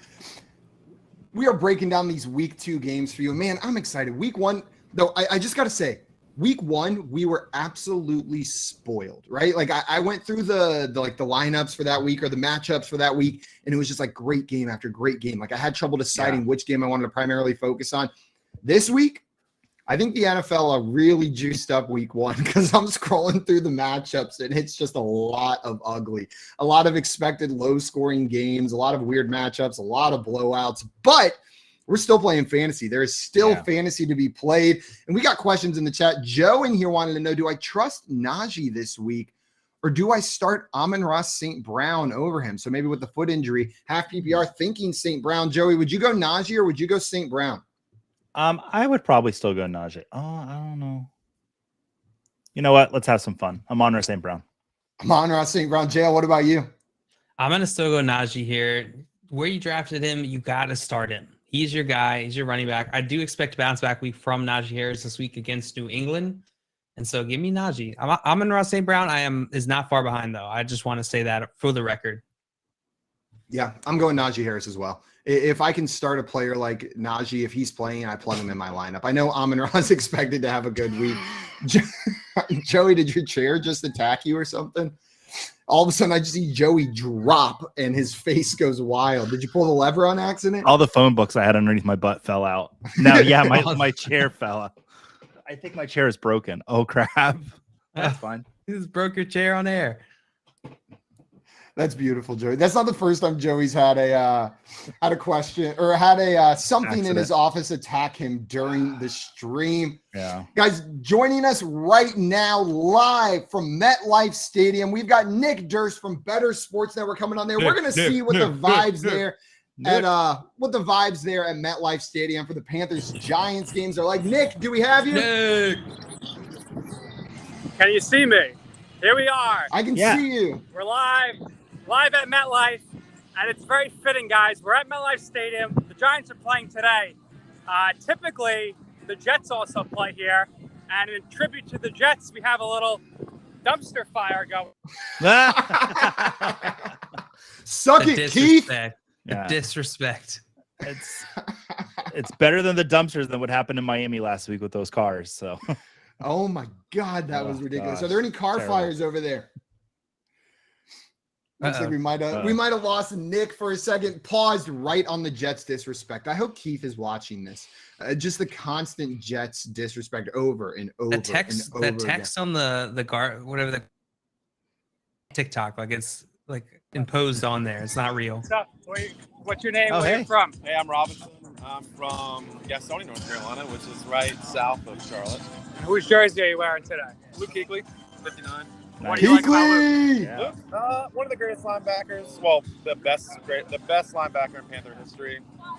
He retired recently due to CTE scares, but not great. Not CTE scares, concussions, which I guess eventually. Okay, All right. I'm going off the rails here. All right, guys. The service here is pretty bad. It's pretty packed right now. Seeing to me, but to get a little scope here, the parking lot is packed. Oh, this is But sweet. everyone's out here having a good time because for the first time since 2016, the Giants are 1-0. This guy right here, sir, looks like you're placing a bet. Who do you want to win today? I got the Giants winning right now. Down that. What did you bet on? I just set it and forget it. I just let it, whatever. Set your fantasy line and forget it. Yeah. Who's your top player to keep an eye on? I got Brady winning today. I got a few on him, and All right. I just let it go. All right, there you go. So big Brady, better fit. We got Set it and forget going on it. crazy. I'll see if there's any food to show you guys. I want to see some People food. are stuffing their faces here, but there's a lot of food here at this tailgate. God, It's very I'm loud. starving. So you got chips. Oh, so hungry JL, right look now. at those. Just Yeah, pretend like those are less impossible hungry now. burgers, JL. Yeah, Those are less hungry definitely now. impossible burgers. Definitely less Hot hungry. dog. Oh, an impossible wings is what you got right there. I feel like I'm in a nightclub. It's so loud here. And all the Oh. weens in the nightclub. It's definitely not ladies' night. So It looks like. Hey, all right. What do you drink? What's up? What up? Like claws. No laws, but you're drinking claws here at the parking lot. These guys are we got back to Eric here. Eric was the barbecuer. Feels like we're in an aquarium. Good to see you guys. What's up? What's So, as up? you can What see, up? It's crazy here, and not one but two barbecues here for Eric. So he's serving Yeah. up Oh just man. some serious. craziness here, but people Looks are like a lot starting of to pack Panthers up, they're fans. gonna go inside. It's wild You here. can't hear I a word haven't you're saying. experienced such electricity here at MetLife Stadium in a long time. So we'll see how long it lasts here. But listen, it's crazy here. The fans are excited, and I'm glad we got to speak, guys. Glad to have Absolutely. you on. The Giants get one win and MetLife Stadium blows up. Absolutely. And it looks like there's a bunch of Panthers fans there as well. Excited for the Yep. game today. Here comes a Panthers fan now. This other guy's got a suitcase for some reason. I'm not sure. I don't know if you can see it, but a Panthers fan. Let's say guesses what's in it. Of course, I bet it's Tom full of Brady impossible fan. wings. Should I ask him? Hey guys, we're live on Better Sports Network. Say hello. There we go, Tom Brady. Yeah, he's thrilled. That guy's really thrilled that he was Tom Brady needs to get his thrilled. butt down in New Orleans. I don't know what he's doing I there was in the looking parking for, lot. those guys selling the $10 T-shirts in the lot. They're not here, but they are for some reason selling black New York Giants T-shirts. Don't know where that color came from, but we're here. The fans are walking in now. It's a little more quiet, and we're just making our way towards the stadium. Absolutely. Stadium's in the background here. Nick, thank It's you so electric much here. Thank you so much for joining us and showing us what was going on there at MetLife live at the Giants-Panthers game. I'm sure we'll have you back up here, but this is awesome. This is really awesome. Great Enjoy guys. the game. Enjoy the games. Take care. Guys, Man, I'm a if, little concerned about something he said. What did he say? The He weed said stuff. he's not seen the electricity like this in MetLife in a long time. So I'm worried, will the power stay on in MetLife all day? It's We'll doubtful. find out. Yeah, I guess it's something to keep an eye on if the lights stay on there at MetLife. I was surprised by the number of Panther fans that we saw walking around out there. That's a little bit of a hype, right? I don't think the Panthers are one of the best traveling fan bases either. So that was a little, Who is the most traveled fan base? Cowboys? Cowboys or Steelers, probably. I feel like there's Cowboys fans everywhere. Yeah, so do they really have to travel? Does it count as like the best traveling fan That's base? When true. just like The all most of the fans widespread. just like grab their t-shirt out of their closet Bills- and go to the game. Bills fans travel really well. That game at What does SoFi, that mean? Travels well? Are they like came takeout? So from whenever they Buffalo. sit on the plane next to you, they don't eat They're stinky polite. foods, JL. Yeah, they're very polite. Okay. They have They an extra always pair of They headphones. don't put their recliner back. And they take their backpack, and instead of shoving it in the overhead bin so that people who get on the plane late have to check their bags, they put it under their seat like was asked of them at the beginning. That is what Bills fans do whenever they travel. And then they jump in 100% the of the time. once they walk off the tarmac. Straight through it. We had a question from Swamp in here, and then so guys, get prepared. Right after that, I'm gonna ask you to call your shot this week after we answer this question. So start thinking about it. Think about a player that maybe isn't ranked highly this week that you think could finish in the top 12. I'm gonna ask you to call your shot. So start getting those juices flowing. We're gonna hit Swamp's question first. Swamp wanted to know, do you have any big waiver wire pickups for week 2? I got Jeff Wilson in 2 leagues for nothing. So Joey, are there any players that maybe you're keeping your eye on right now that you like as a pickup going into this next week? I try not to overreact to week 1. I do. Jeff Wilson was the number 1 waiver pickup for a reason, and I picked him up in a few places. But this Michael Pittman injury news has me a little troubled. So I picked up a lot of Paris Campbell where I could. Even though there's a player I like a little bit more of him to be the second biggest target for the Colts this week, I still think Campbell's going to walk into that role and definitely get some production. Yeah, keep your eyes on that wide receiver 2 role there in Indianapolis. It's wide open, especially with Pittman out this week. We'll see who their guy is. Is it Ashton Doolin? Is it Paris Campbell? Alec Pierce is out as well, so maybe that muddies the waters for the Colts as well. But I like that one, Joey. I like that one. JL, what about you? Are there any players that you're looking on the waiver wire for? This week, Curtis Samuel's one. Curtis Samuel's a guy. Jahan Dotson, all those Washington wide receivers. I'm trying to scoop them up this week. Yeah. Also, 808, no need for the attitude. Said, wow, skipped my question. Thanks for that. Bye. Well, we're going to answer it now. Hope you stuck around, 808, because here he goes. We're answering it right now. But if you're gone, sucks to suck. He wants to know sit or start QB Stafford or Murray. So, Joey, are you starting Matthew Stafford or Kyler Murray? I'm Easy. gonna Very be impatient Such fan. an easy question, too. yeah, it's Kyler for me. I'm not going to overthink it on that one. It's Kyler for me as well. JL, are you going Kyler? I'm going Kyler. I'm not starting Matthew Stafford behind that poo-poo line. And then the next one as well, Najee Harris, Chase Edmonds, or James Robinson. It's Najee Harris, right? Or are you plugging in the other guys out of there? Kyler Murray, Najee Harris, 808. Joey, are you ready to call your shot? Yeah, I'm ready. Let's do it. I mentioned earlier in the show, Naim Heinz right now is running back 37. And he is going to smash that this week. I think he could be an RB2. I said 70 yards and a touchdown, and I'm going to stick by that. So yeah, experts consensus ranking 37. He's going to be a lot better than that this week. A lot better. Get him in your flex spot if you have it open. And is this because Michael Pittman's out, or just based on his usage in week 1? Usage in week 1, plus with Pittman being out. And Alec Pierce being out as well. I mean, I really do think this Colts team is destined to win this division easily. And Taylor's going to get his work all season. Like, he's going to. But at some point, if they go up big, they're gonna let Heinz get a little more run in there. So yeah, I'm great with Heinz this week. That's just 70 total yards and a touchdown. I fully believe that. Yeah. Mine, I'm going to stick at the same position, Joey. And I know this player has a tough matchup, but I've said it throughout the show. It's a player I've already brought up, mostly related to Michael Carter questions. But I think Breece Hall has a good game this week. The 9 targets last week is what was really, really hot to me, right? Like a player in his first game in the NFL at the running back position, only 4 carries behind the carry leader and getting those 9 targets. I think they continue to get Breece Hall more involved. They find ways to get the balls back in his hand. He has a more efficient day on the ground. And I think Breece Hall could be a top 20 kind of running back this week. I'm a big fan of Breece Hall. Especially compared to where he's ranked right now. I don't know where he is on the ECR rankings. He's ranked at RB 34, and I just feel like he has to outperform that. JL, is there a player that you're calling your shot on? Sure. And so, what's the rules? This guy's got to be outside the top 20, or if it's at tight end, outside the top 12. We'll go outside the top 12 at tight end because those guys, there's not 24 tight ends that you want to start. All right, for me, let's go with Allen Robinson. He's playing the Atlanta Falcons. I think he could finish in the top 10 or top 5 for this one. Top 12. Top 12. I think he absolutely finished in the top 12.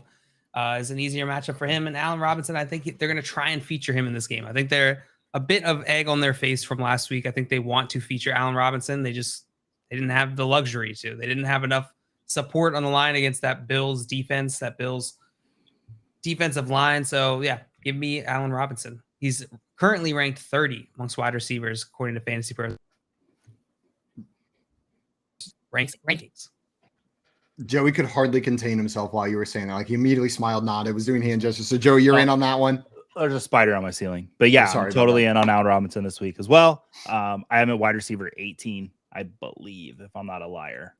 No, and we mentioned earlier. I know the defense, Joey, or you mentioned before the show started that the Falcons actually do run a similar defense to the Buffalo Bills. So that was a little bit concerning for you, right? It's a bit similar. It's not man. And, Allen Robinson is when he has man coverage, that's where he thrives. And I'm waiting for the man week. Yeah, the man week. Let's get some men on Allen Robinson so I can make some money. And I will say, though, it wasn't that Allen Robinson wasn't open last week, right? Yeah, like he was, I just feel like that entire game, I was like screaming at my screen, like Allen Robinson's open. But Jale, I think you hit on the point. There just wasn't that time. There was that stress of that defensive line, that Bills defensive line breathing down Matthew Stafford's throat. So hopefully we'll see him a bit more involved. And then Swamp, maybe calling his shot, says with the injuries in Indy, I hope Mo Alley Cox has a good game. Joey, is Mo Alley Cox a tight end? Maybe one of those later guys that you'd be comfortable starting this week? Say you're the George Kittle manager. If you need a streamer, I've got Mo Alley Cox as a tight end too, technically. So yeah, I don't know if I would confidently roll him out there, but if you're stuck in a situation like with Kittle, I don't think Mo Alley Cox on the waiver wire is a bad pickup at all. Yeah, absolutely not. Joe, how do you feel about Mo Alley Cox this week? I'm muted. I'm not that confident in Mo Alley Cox this week. I would have him even outside the top 20. Top 24. Yeah, I mean, he's just not. I don't have a ton of confidence in him against Jacksonville. Yeah, if you're gonna start Mo Alley Cox, this is probably the week to do it. But there's a lack of safety with the tight end that's probably not going to see the volume necessary to find that success. But I'm cool with it. I don't hate that start. We had a question in here, full PPR. Who would you start? You need 2 wide receivers and a flex. CeeDee Lamb, T. Higgins, Jahan Dotson, Drake London, DPJ, Miles Sanders, and Josh Jacobs are the players we're looking at right here. Some of these names jump out immediately. CeeDee Lamb and T. Higgins. Higgins is expected to play this week. So I think you got to go CeeDee Lamb and T. Higgins. And then that flex spot is maybe where it gets tricky. I'm going Josh Jacobs. But I see Drake London, Dotson, DPJ, Miles Sanders in there. Joey, who's that third guy you're going with after CD and Higgins? Yeah, it's probably Josh Jacobs. That matchup for him is really good against Arizona. I want to say London here. I really do. But I'll go with the safety of Josh Jacobs. Dale, what about you? Yeah, Josh Jacobs in full PPR. I'm starting Josh Jacobs over CeeDee Lamb, T. Higgins. So this is just purely flex. He's definitely the one who's locked in here. CeeDee Lamb and T. Higgins, I view on a similar plane, similar tier this week. Both a lot of uncertainty. They're playing each other, obviously. T. Higgins with the concussion concerns, CeeDee Lamb with the quarterback concerns. How many are we picking for this question? Just one? Two wide receiver, one flex. Yeah, so I agree with Joey. CeeDee Lamb, T. Higgins, Josh Jacobs. And you agree with me? We are all in agreement there. Carter wanted to know. Not you. Higgins. I just agree with Joey. Okay, sorry about that. You're right. I did say it differently. JL, well, maybe we'll agree on this one. T. Higgins or Christian Kirk? Who are you starting? T. Higgins. It is T. Higgins for me as well. Joey? It's T. Higgins for me. I think the fact that T. Higgins stepping on the field this week with everything that he's gone through is pretty admirable. So yeah, I want to give T. Higgins a start in my heart, as well as on the heart start. No, if T. Higgins is playing, that can be a column. Yeah. If T. Higgins is playing, I'm plugging him in my lineup. Like, the only reason I wouldn't is if the team said he wasn't playing, either his decision or the team's decision. But I'm not gonna try to get cute and project with that guy. I don't dislike Christian Kirk this week. I do want that to be said, because I know that we have a unanimous Higgins here. But Christian Kirk this week against Indianapolis Colts is very interesting. It's very interesting. I just prefer T. Higgins slightly. Christian Kirk, JL, in this game, his receiving line prop on the FanDuel Sportsbook is set at 60.5 yards. Would you be taking the over on that if you like him, or are you taking the under? It's a pretty good line. I'll take the over on that. Take the over. I think I'm going to take the under on that. That 61 yards is a lot to ask of that player. And I don't know. I'll take the under. Joey, what about you? 60.5 for Christian Kirk? Probably the under on that. Probably the under on that as well. There's a little bit more juice on the over, -115, -105 for the under on that one. But I think I'm taking the under 117 yards this past week against Washington. Yeah. No, that is promising. 6 receptions on 12 targets. Dale's following the fun and maybe following the statistics for this one. Joey, on the other side of that ball in that same game, Paris Campbell, we talked about maybe being a sneaky snart.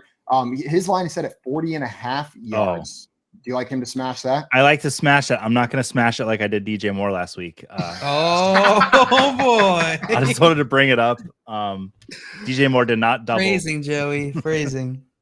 What did I say? You smashed DJ Moore last week.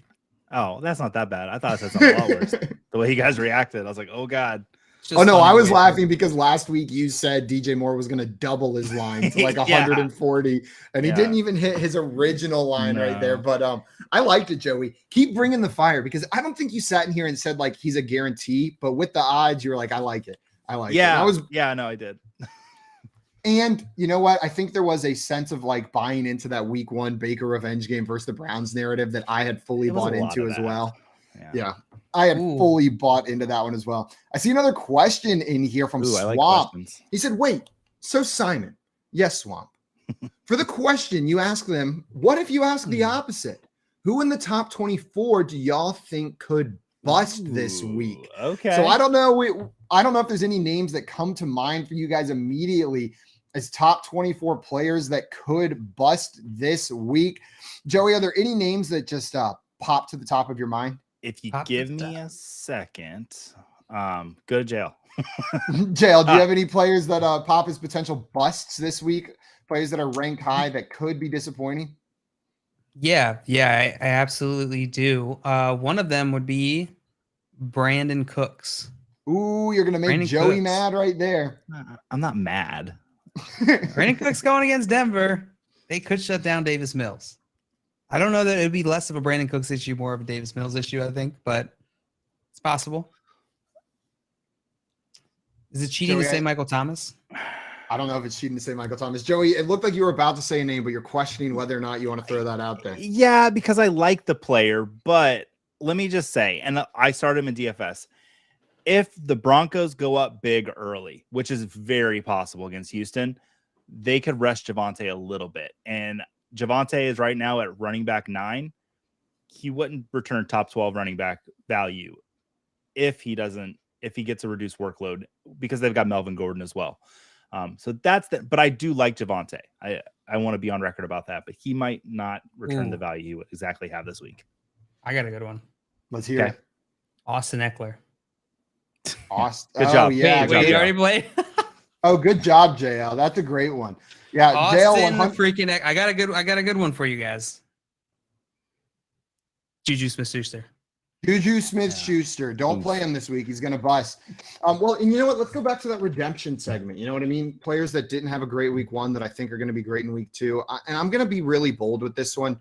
I think Mike Williams is going to have a great week 2, guys. I really think he's going to go out there and show up. We'll have to wait and see until Thursday night of last week. Thursday night of last week, but Jail, I like this new strategy of just saying players that have already played for potential busts or breakouts this week. We had another question in here from a Ross, just one Ross. Maybe it's the store, maybe it's a person, maybe it's the character from Friends. Standard scoring, Damien Harris or Melvin Gordon. Joey, you just mentioned that if this game gets out of hand, Javonte Williams may switch or may sit a little bit. Do you think Melvin Gordon is the start here then over Damien Harris? Yeah, I mean, I have Harris ahead of Melvin Gordon in my rankings, so I'm going to say Harris by default. I've got Harris at running back 32. I've got Melvin Gordon at running back 35. I kind of want to change that because I do think that Melvin Gordon's going to get some work against Houston today. And I'm still not sure what's going on in New England with that running game. Yeah, especially with Damien Harris. I think that's always right. That's not out of character for New England for us to say, I don't know what's going on with the New England running game. Sometimes they make it rather confusing back there. I'm going Gordon in this one for all the reasons Joey stated. Jail, what about you? Do you guys want to guess the over-under on this New England-Pittsburgh game? It's gross, isn't it? It's like something like 38.5. Right? It's right down there. I can't remember exactly, but it's nasty if I remember correctly. So what's the game? New England-Pittsburgh. The Patriots-Steelers game. 39.5. So the 38.5 is New York Jets-Cleveland, which is also disgusting. This is 40.5. This is set at 40.5. Which is still gross. Pretty disgusting. That's pretty gross. Man, disgusting. There's only one game on the docket today with a line set over 50 points. Only a single one. There's one more on Monday night, barely. The Arizona Las Vegas game? It's the Arizona Las Vegas game. Yeah. I was expecting maybe one other game to be up there, but we're not seeing it. The Miami Dolphins Baltimore Ravens game was the other game that I expected to maybe be a bit higher than it was. It's set at 43.5 points. That screams to me, take the over. Know what I mean? How I'm seeing this game, that Baltimore offense is fantastic. Like, they have a great offense, and I think they're going to score quite easily against this Dolphins team. But we saw last week, Mike McDaniel wants to chuck that ball. He wants to get Jalen Waddle involved. He wants to get Tyreek Hill involved. I believe the Ravens secondary is still a little bit banged up as well, and I think Tua and the Dolphins can keep up with the Ravens. Like, I do think they can keep up in this game. And if you look at my main FanDuel lineup from this week, I got that triple Dolphins stack because I like this game script for the Dolphins. I've got Tua, I've got Jalen Waddle, and I've got Tyreek Hill in that matchup. But that line is only set at 43.5. Jail, are you with me? Are you taking the over on the 43.5 points, or do you think I'm wrong? Just before we move on to this game, to tie it back into the reason I brought up that New England-Pittsburgh over-under was about the question with Melvin Gordon or Damien Harris. I'm going Melvin Gordon in that game. Melvin Gordon is the clear guy. Yeah, sorry, we sort of went down a whole nother path, but Melvin Gordon for me. And then you're asking me about the Ravens Miami game and if I think we'll hit the over on the total. 43. Right? I just got so excited, Jail. Sorry, you mentioned the gross lines, and I was like, gross lines. But this one's fun. I just want to make sure we tied back into the question since the question was asked. For that one, I'll take the over. I think this could be a very exciting game. I think this could be one of the more exciting games of the week. Yeah. Joey, what about you? Are you taking that over on 43.5? For which one? Ravens, Dolphins. Yeah. Yeah. You got triple overs here, which means it's probably a guaranteed under since we all took the over. That's how it works. You're listening to Pre-Gaming with Front Yard Fantasy here on the Better Sports Network. If you're enjoying what we do here, head on over to our YouTube channel at Front Yard Fantasy. You can watch all of our shows live there, and we've got a bunch of content, a bunch of other live shows going out, helping you guys win your leagues and have some fun throughout the season. So make sure you're subbed over there. We'll be right back here on Pre-Gaming with Front Yard Fantasy. Ooh. Pre-Gaming with Front Yard Fantasy. Make bets and follow your fantasy team while you buy, sell, and trade collectibles in real time. Only on Better Sports Network. I got to tell this story, okay? So we're out in Canton, Ohio, and we decide to go eat late at night, like after midnight. We decide to go to the Waffle House. Somehow, Fensty's never been there, even though he lives near it. I'm in New York, New Jersey. There's no Waffle House close by. So if you go to the Waffle House, what are you going to eat more than likely? Pancakes, waffles, eggs, and all that, right? So, of course, our guy Rich, he gets breakfast. I get breakfast. Fensty doesn't. He's never been to a Waffle House. How do you not have waffles? Like, it makes no sense. Dude, there's a time for waffles. Eat breakfast at midnight. Come on, man. That's the thing. I didn't want breakfast, man. I got like, what was it, like a cheesesteak sandwich or something like that? That's like someone who has never been to IHOP going there and ordering a burger. Who does that? That I wouldn't do. That I would not. That's the equivalent of what you did. Well, I don't even know what you had. I got this steak sandwich, which was steak sandwich at the Waffle House. Never been there, and that's what you get. You're an odd guy, man. You're an odd guy. Yes, you are. Can we get a vote? Can we get a vote in the chat, please? I mean, if you've never been to Waffle House and you get a steak wrap, something's wrong with you, right? Don't you have to get waffles and eggs and bacon and all that? It's the Waffle House. Yeah, I hear you, man. It was my first time, okay? Ordering the hash browns was already complicated enough. Smothered and covered, and it's almost like it's crazy how much combinations you can have. And I know that everybody's killing me for it right now. And no, to our producers, I don't get pasta at a steakhouse or anything like that. No, Alfredo, that's what he gets at the steakhouse. Do you follow me on Instagram? I'm always on that grill. You know how much I love steak. Why would I go to a steakhouse and get pasta? Because you go to Waffle House to get steak wraps. That's why. I didn't know it was all waffles, bro. I thought it had like a little bit of everything. That's why. You know, I didn't realize they were famous for the waffles. Hey, look. You know, the name of the place is the Waffle House. What else would they be famous for? You know what? That's fine. I guess it's a hot take getting a steak sandwich. As long as it was good, I housed that thing in 10 seconds. Okay, you were never there, and that's the first time. You're not going to try a waffle? Do you admit it was a mistake? I don't really like waffles. Call, chat, enter contests in real time. It's Sports Talk 3.0 with Better Sports Network.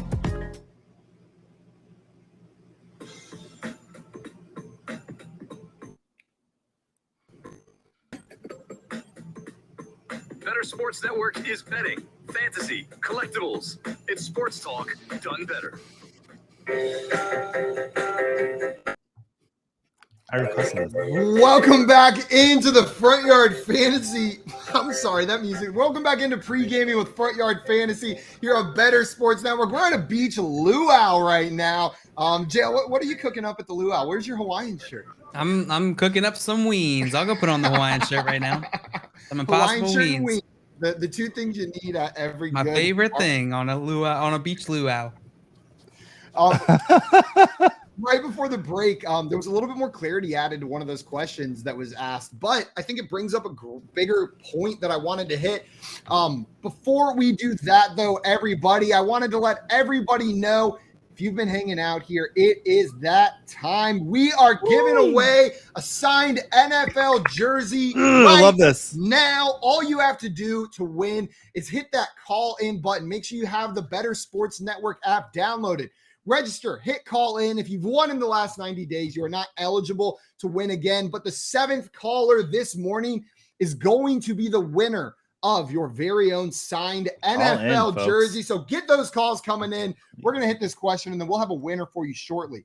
So the question was Damien Harris or Melvin Gordon, right? Standard scoring. But then the follow-up was, does having Sutton in your roster change anything? So, Joey, does having a wide receiver from that same team make you less likely to start the running back? No, that I never really buy into this. I mean, start your studs is a common phrase, and Sutton is somewhat of a stud. So Sutton being in your lineup already doesn't factor into that at all for me. Yeah, Jail, what about you?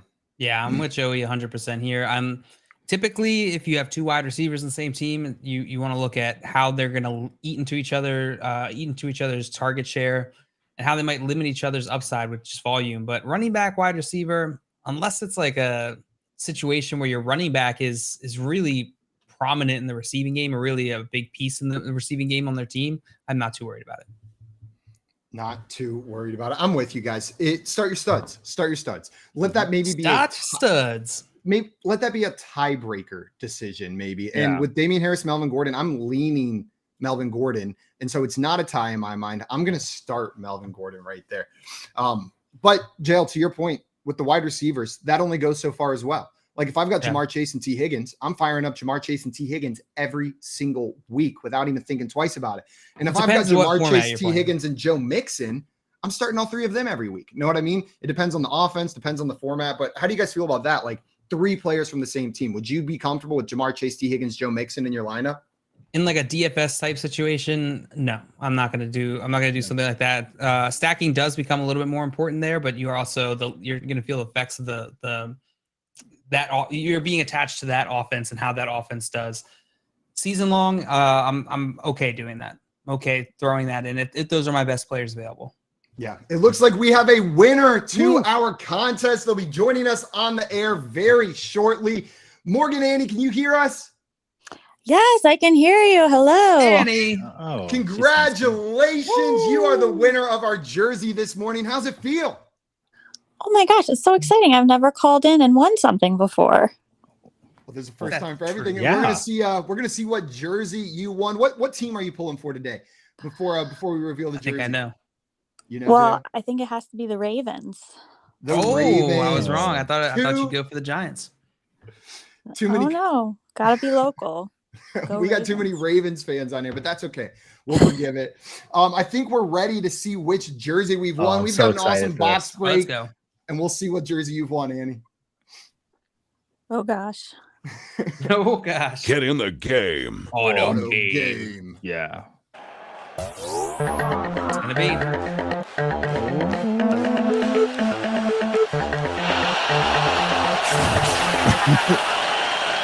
DJ Moore! Wow. Old DJ Moore one? DJ Moore's number 12. Did he switch to 2? Congratulations on winning that jersey, Annie. How do you feel? You excited? Oh my gosh, so excited. Yes. Amazing. The chat is saying, wow, good one. People are excited in the chat. And Mr. Scammer saying he's 2 now, JL. And Jay said, Demi Moore. Yeah, congratulations on winning your Demi Moore jersey. Demi Moore. If it was a Demi Moore jersey, I would steal it. I'm not going to try to say I wouldn't because she is fantastic. A Few Good Men. Let's go. Actually, she was not good in that movie. Anyways. I think that's the best one that you guys have given away. So easily. Yes. Yeah. I think that supplanted Cortland Sutton one. I'm a little biased here, having DJ Moore be one of my absolute favorite players, but absolutely 100% you've won the best jersey we've given away so far, Annie. Congratulations. Go Ravens. And enjoy the rest of your day. Thank you so much for calling in here on Better Sports Network. Bye. Bye. Bye, what a Annie. Pleasant and sweet voice Annie has. Sounded she started good talking too. and I immediately just was like calmed down. I was like, oh man. Fantastic. And a DJ Moore jersey. Man, I was having some weird, like I knew he changed his number, but I'm looking in my camera and I see a 12 DJ Moore jersey right behind me. And David Moore used to be on the team, but I don't think his number was 2 or 12. I immediately had a panic. I've got like after those first 2 days on the Front Yard Fantasy Morning Show, where I called a Ben Coates jersey, a Sammy Coates jersey, and then a Chris Johnson jersey, a Calvin Johnson jersey. I am just so scared to say the player name out loud whenever it shows up. Like the player name shows up and I'm immediately certain that I have it wrong. Like just without a doubt in my mind, I'm like, nope, you're wrong, Simon. Go to your second guess. It's like I knew improv. that he had It's like switched. I just couldn't thought. remember which was the most recent one. So Simon, yours must be the outdated one, the 12, right? Because Scamper's saying it's 2 now. Yeah, I'm outdated, JL. Okay. Does that worse for collectibles? Do you lose like value, or is it like something like, oh, limited print? There's only so many 12s. Yeah, I think this is a limited print DJ Moore 12 jersey is what we've got going on here, especially if he's going to stick with 2, continue, go on to have a Hall of Fame. He's not going to the Hall of Fame. He's going to the Hall of Flame, baby. Let's go. Hall of and then that Flame. jersey is going to be worth a ton of money. Also, FYF Hall of Flame. Mr. Scavers in the chat said, I have a 12 Demi Moore jersey also, Simon. Yeah, we love our Demi Moore jerseys over here. Yeah. Tim in the chat saying, hey, JL, go Fins. No, not this week, Tim. Bad Usually, Fins. Usually JL will at least cheer for the Dolphins in like a secondary capacity, but not this week, right? Not this week, no. We had a question in the chat for us. Wanted us to pick two: Michael Thomas, CeeDee Lamb, Hollywood Brown, and ETN. I have a feeling CeeDee Lamb's probably going to be locked in for all of us. Joey, outside of CeeDee Lamb, unless there's two other options you'd like to start there, who's the other guy you're playing? Yeah, it's Hollywood Brown for me. Hollywood Brown, JL. Yeah. Are you going Hollywood as well? Can you run the players back one more time? Michael Thomas of the New Orleans Saints, CeeDee Lamb of the Dallas Cowboys, Hollywood Brown of the Arizona Cardinals, and Travis Etienne of the Jacksonville Jaguars. All right. So Marquise Brown, you got the Raiders. He's playing at the Raiders. Travis Etienne playing the Colts. CeeDee Lamb playing the Bengals. And Michael Thomas playing the Buccaneers. The Buccaneers, as some say, down in Florida. I'm going to go Marquise Brown and Michael Thomas. I'm going to lock those two guys in this week. I like those. I like those as well, JL. You're locking them in over CeeDee Lamb? Yeah, I would start both of those guys over CeeDee Lamb this week. I'm going CeeDee Lamb and Hollywood Brown. I am with Joey on this one. I'm not taking CeeDee Lamb out. I want to see a full game with Cooper Rush, and he was still heavily targeted in that game last week. It just didn't work out. Like, it wasn't like he wasn't targeted. They were still trying to get him the ball. Does any NFL player have a more impressive name for a less impressive skill set than Cooper Rush? No. Ben DiNucci. I'm trying to think if there's anyone with like the last name. Because Deandre Swift, I would say he's pretty swift, right? Like he lives up to those expectations. I'm trying to think of other players with like an adjective in their name. Is there anyone with like fast or like fire or something like that in there? Tyler Boyd. You know what? He lives up to those expectations. Jamar Chase. Oh, he's very fast. He lives up to People it. are always chasing him. Yeah, always. And he likes Is T. Higgins great at golf? I don't know. I don't know. Or T-ball. Yeah. Or T-ball. Yeah. Let's keep going down this route. Just try to come up with player names and adjectives and see if they fit. We had a question. We're 15 minutes to game time, boys. No, we're not. We better hit some of these last minute start sits. These are decisions people are making right now. Ben wanted to know half PPR, 2 spots. Are you flexing Devin Duvernay, Kenyan Drake, Melvin Gordon, or Darnell Mooney? So this one, or Drake, I guess that could be Drake London. I'm going to go with Kenyan Drake. I'm assume Kenyan Drake. But Duvernay, Drake, Melvin Gordon, or Mooney. Joey, which two of those are you starting this week? The last two, Melvin Gordon and Darnell Mooney. Yep, it's the same for me and JL. Same for me. With your Ravens shirt on and everything, you're not playing With Devin my Duvernay? Yes, I can put my Ravens happiness aside for a second to say, do not start them. Please, for the love of God. Apart from unless their name is Mark Andrews, Rashad Bateman, Lamar Jackson, do not start them. Do not start them, but start the hell out of those other guys. No, all those other guys go asked. Joseph in here says, "Does haha Clinton Dix make people laugh?" I sure hope so. I really hope he's following his first name there. I'm glad that's the direction we went with that. Exactly. That's what I'm saying. I really hope we're talking about the jokester on the first name right there. And Ben said, I struggle to put my Ravens happiness aside. Yeah, that's hard, especially with the Ravens. That's a fun team to cheer for. What a funny way to say it. I struggle to put my Ravens happiness aside. Not all fan bases can call their bias their happiness. You know what I mean? Like, I like it. Growing up a Browns fan, I never once referred to my bias as my happiness. My Browns happiness. My Browns happiness. I'm not sure I've ever. I don't know why I said it that loud. way, but I like that I said it that way.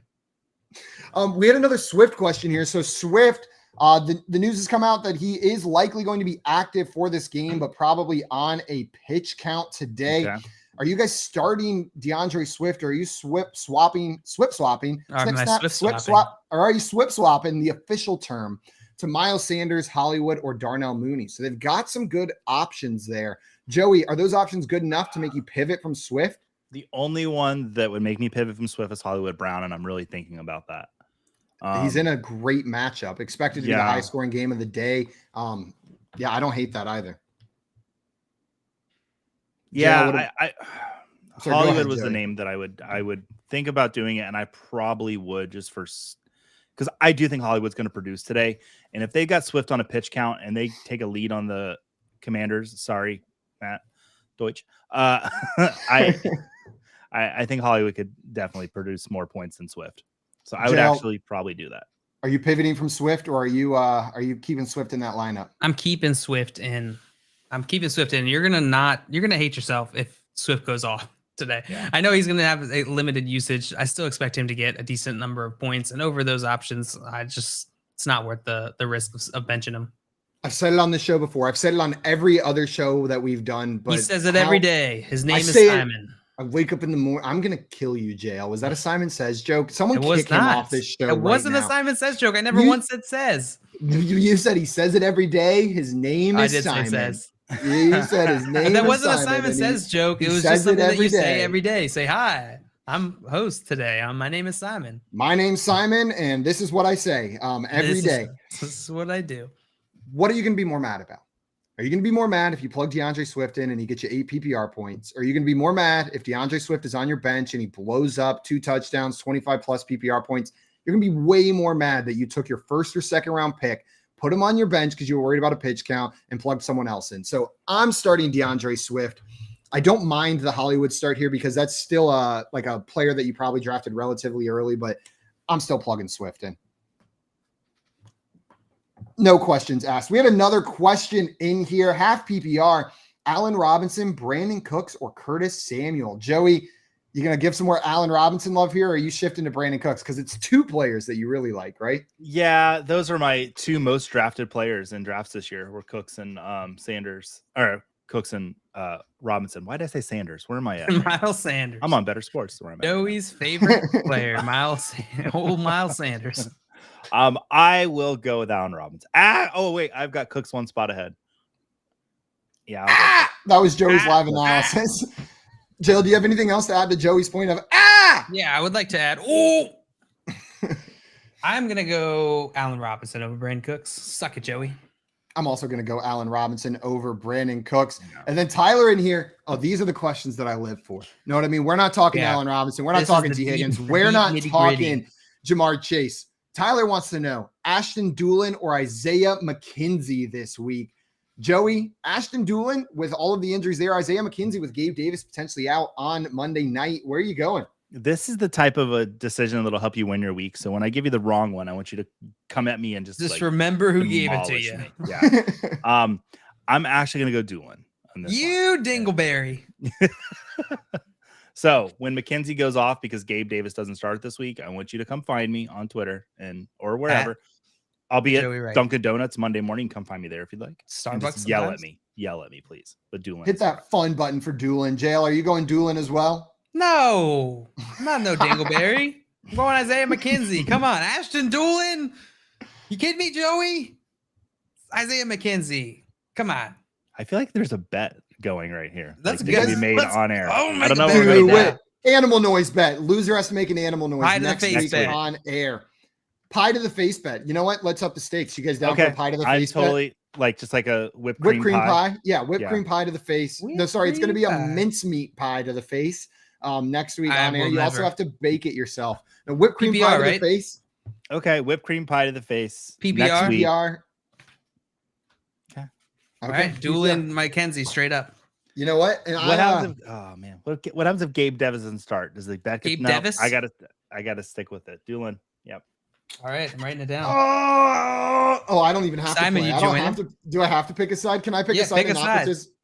I think they score the exact same number. I'm just kidding. I'm so tempted to go on the Doolin side here, but I feel like the move is McKenzie, and I'm going to stick on the McKenzie side with you, JL. So either you and I will be watching Joey put a pie in his face next week, or Joey gets to just sit there clean while we have a whipped cream pie shoved in each of our faces. Tune in next week, 11 a.m. Eastern time on the Better So we Sports have to Network, do the as we pie ourselves in the face. At the end of the show, though, right? Oh, no, right at the very beginning. No, in the very beginning. That way you have whipped cream on. You can wash it off during the break, Joey, but you're going to be finding little pieces of whipped cream like in your mustache, behind your ear for the rest of the show. Why are you saying he's going to be finding it? It might be good for me to have to leave to clean myself up. So I don't know. That's what you normally do. Yeah. I was going to say, I have to do that once a show anyway, so that's not too surprising right there. What's a break? No. What's a break? Everybody watching, if you are enjoying this and you want to stick around for some more in-game action right after this on the Better Sports Network, Corey, Sorry, right there. Corey, Adam, and Tom are going to be live from 1 to 5 p.m. Eastern time on the Better Zone. It's a live action watch party. Fans calling in, chatting in real time, talking about their bets, sweating them together. So make sure you guys stick around here on Better Sports Network for that. Before the end of the show, I wanted to make sure everybody listening that we are hitting all of these inactives. You know who you got to take out of your lineup today. J.K. Dobbins is out, officially out. Alvin Kamara is also officially out. We've got news that Julio Jones and Chris Godwin of the Tampa Bay Buccaneers are out as well. Michael Pittman and Alec Pierce on the Indianapolis Colts are not going to be playing today either. Let's see, am I missing any of the big ones over here? Wan'Dale Robinson, if you had him in your lineups, make sure he is out over there. And I think those are the big ones for today. Deandre Swift and George Kittle are some of the names that we are waiting for. Deandre Swift, I think, is active, but on a pitch count. George Kittle, we do not know yet. So make sure you've got a backup plan for George Kittle if he's in your lineup. Joey, if you had to guess right now, $1 million on the line if you're right. Is George Kittle playing today or not? Nope. Nope. JL, do you agree? I agree. Yeah, I think I'm right there with you. Zach Barger. Sorry, my bad. Maybe it's Barger. We'll just go with Zach for now. How about that? First name basis. Kareem Hunt or James Robinson? JL, are you going Kareem Hunt, Mr. 2 touchdowns last week, or James Robinson? Thought you're calling me Mr. 2 touchdowns. Yeah, Mr. 2 touchdowns, JL. Oh, stop. I'm going Kareem Hunt against the Jets. Let's go. I think he'll be featured prominently in this game. I think they're going to lean on him because I think they're going to get ahead. You're going to get ahead of these Jets. James Robinson, and while I loved his usage, I'm a little less confident he's going to be able to return that same type of value than I am with Kareem Hunt. So give me Kareem Hunt. Joey, what about you? It's Hunt. It's Hunt. It's Hunt for me as well. Joseph in here had a question for us. Wants to know Carson Wentz or Aaron Rodgers this week. So Carson Wentz going up against the Lions. Aaron Rodgers going up against the Bears. I know Carson Wentz wildly outperformed expectations last week. Aaron Rodgers very much so disappointed. Joey, are you sticking with the hot hand and Carson Wentz and what's projected to be one of the higher scoring games of this week, or are you going back to Aaron Rodgers? I'm going back to Aaron Rodgers. Yeah. Always go back to daddy. Yeah, I do. Yeah, I'm going Aaron Rodgers as well here. Back to daddy. Daddy Aaron. I'm plugging him back in my lineup. He's gonna sit me in his lap, feed me some clay. And then he's gonna go out on the field and absolutely demolish the Bears. Just fully demolish the Bears. JL, do you agree? Is it Aaron Rodgers? Yeah, or is it's it Aaron Rodgers. I'm also going back to Daddy Rodgers. One more quarterback question we had in here. Carr or Lance at quarterback this week? Joey, are you going with Derek Carr or Trey Lance? Derek Carr. He's one of my favorite DFS plays this week, actually. Derek Carr. JL, what about you? For me, it's also going to be Derek Carr. It's going to be Derek Carr. It's all about that matchup that we have going on today. It is Arizona. the only matchup, like I mentioned, it's the only matchup with a line over 50 points set at 51.5. So, Joe, you mentioned this for DFS. I think this is going to be a very popular DFS game today. Like, I think a lot of lineups are going to have some of that stack. We just saw Travis Kelce just rip it up against this Cardinals defense. I think Darren Waller can do the same thing. So maybe a Derek Carr, Darren Waller stack for this team is something you could look at. Any other players that screamed you as DFS values from this, or maybe not values, maybe they're players you spend up on, but good DFS plays from this game? Yeah, there's a lot of from this game. I don't mind I have Marquise Brown in my main lineup this week. So I'm going to start Marquise Brown. I'm a little nervous about Waller. Because JJ Watt's back. So Hunter Renfro's there. This is true. JJ Watt's pretty good at football and defending the football when it's passed in his area. So how do you guys feel about on the other side of that ball? Rondale Moore expected to still be out as well. Greg Dortch had a bigger role than we expected in week one. He's 5,500 on FanDuel right now. Any interest in plugging in a Greg Dortch into that lineup? Maybe you do the Derek Carr, Darren Waller stack on one side, but throwing Greg Dortch as well. I think you could absolutely throw a little dash of Dortch in there. A little dash of Dortch in there? Mm-hmm. Joey, are you throwing a dash of Dortch in there? Dortch. Yeah, Dortch is how much is he on there right now? 5,500 on FanDuel right now. See, yeah, you can put Dortch in at 5,500. There's another player at 5,500 like a little more, not from this game, but who? Let's hear it. It's Naim Heinz. That's the fifth time I've mentioned it today. 5,500. Yeah, 5,500. So you're going Naim Heinz over Dortch then in your DFS lineups. Yeah, in your flex spot, or I have him in a running back spot. So Joseph in here was following up. So Deandre Swift, we mentioned on a pitch count. He also has Jamal Williams. Would you bench Swift for Jamal Williams? No, don't do it. Do not do that, Joseph. Just start Deandre Swift. If he does not get any used at all this week, a lot of people are going to get burned by that. But you can't expect that. You just can't expect it. If it happens, it happens. You can't expect it though. Yeah. Those two touchdowns came last week when Swift was on the sideline resting from huge runs. So, and you're going to feel like a dink if you start. Yeah. If Deandre Swift ends up going off and you start Jamal Williams over him, I'm telling you, you don't want to feel that dink. Oh. Craig in here saying Dortch Dash delivers you discount wide receiver fast to your house. Dortch Dash. Craig, yeah, you can get some Dortch Dash in your lineup this week. That's a good one, Craig. That's a shirt. That's a shirt. Yeah. We can get a Dortch Dash shirt. Oh, we need an icon. We're going to try to hit as many of these start-sit questions because the action starts in 4 minutes. Help you guys out with these last-minute decisions. Josh wants to know Michael Thomas, McLaurin, or Deontay Johnson, PPR. Joey, who are you starting out of those three? Deontay. It's Deontay for me as well. JL? Oh, I'm going to go with, you said Michael Thomas, Terry McLaurin, and Deontay Johnson. I'm going to go Michael Thomas. Michael Thomas. JL's loving some Michael Thomas this week, it seems like. Who else are they going to throw to? Yeah. Olave? Don't say that. Don't, JL, do not say that out loud. Do you have any idea how much I know, that's your least favorite. God, Darnell Mooney and Cole Kmet. Like, what happened? Just that was abysmal. You're right. You're right. It because Deontay of the Hardy's probably still there. Marquez Callaway might still be there. Exactly. They can throw the ball to anybody. It doesn't even have to be names that you've ever recognized. Adam's going to have a record season, a record week. If Jameis, it was 3 quarters to shake the rust off, Michael Thomas is going to have an incredible year because his fourth quarter was elite on last Sunday. So I don't hate Michael Thomas at all. Okay, how about this one? PPR, start Drake London or Robbie Anderson. Joey, is it Robbie Anderson or Drake London? It's London. Drake London. It's London for me as well. Jay wants to know, can you guys say Dortch a few more times? Dortch. Was that good, Jay? Let us know if you need us to say it more. Josh wants to know Christian Kirk, Moore. I'm guessing DJ Moore or Darrell Henderson, PPR. So Christian Kirk, DJ Moore or Darrell Henderson. JL, where are you going? DJ Moore. Yeah, it's DJ Moore for me as well. But number 2. I hope you can fit Henderson in your flex. Yeah. I really want to start Henderson if you can. Mr. Scampers with the last minute buzzer beater question. Christian Kirk, Chark, or Jeff in the rain. So Jeff Wilson, Chark, or Christian Kirk. Where are you going, Joey? Jeff Wilson. Jeff Wilson. JL? I will go with Jeff Wilson as well. Okay, and I think we can hit one more. Burkhead or Kenyan Drake, half PPR. So with J.K. Dobbins out, Drake or Burkhead? Kenyan Drake. It's Kenyan Drake for me as and well. And also to the Claypool, Melvin Gordon one. I'm going Melvin Gordon. Melvin Gordon for me as well there. Joey, Melvin Gordon or Claypool? Gordon. Everybody, thank you so much for hanging out with us this morning on Pregaming with Front Yard Fantasy. Stick around here on the Better Sports Network for the Better Zone with Corey, Adam, and Tom coming right up next. It's a live watch party. Everybody enjoy your week 2 football. Good luck in your games, and we'll see you later. Bye-bye. Love you. Bye, everybody. Yeehaw! Dortch.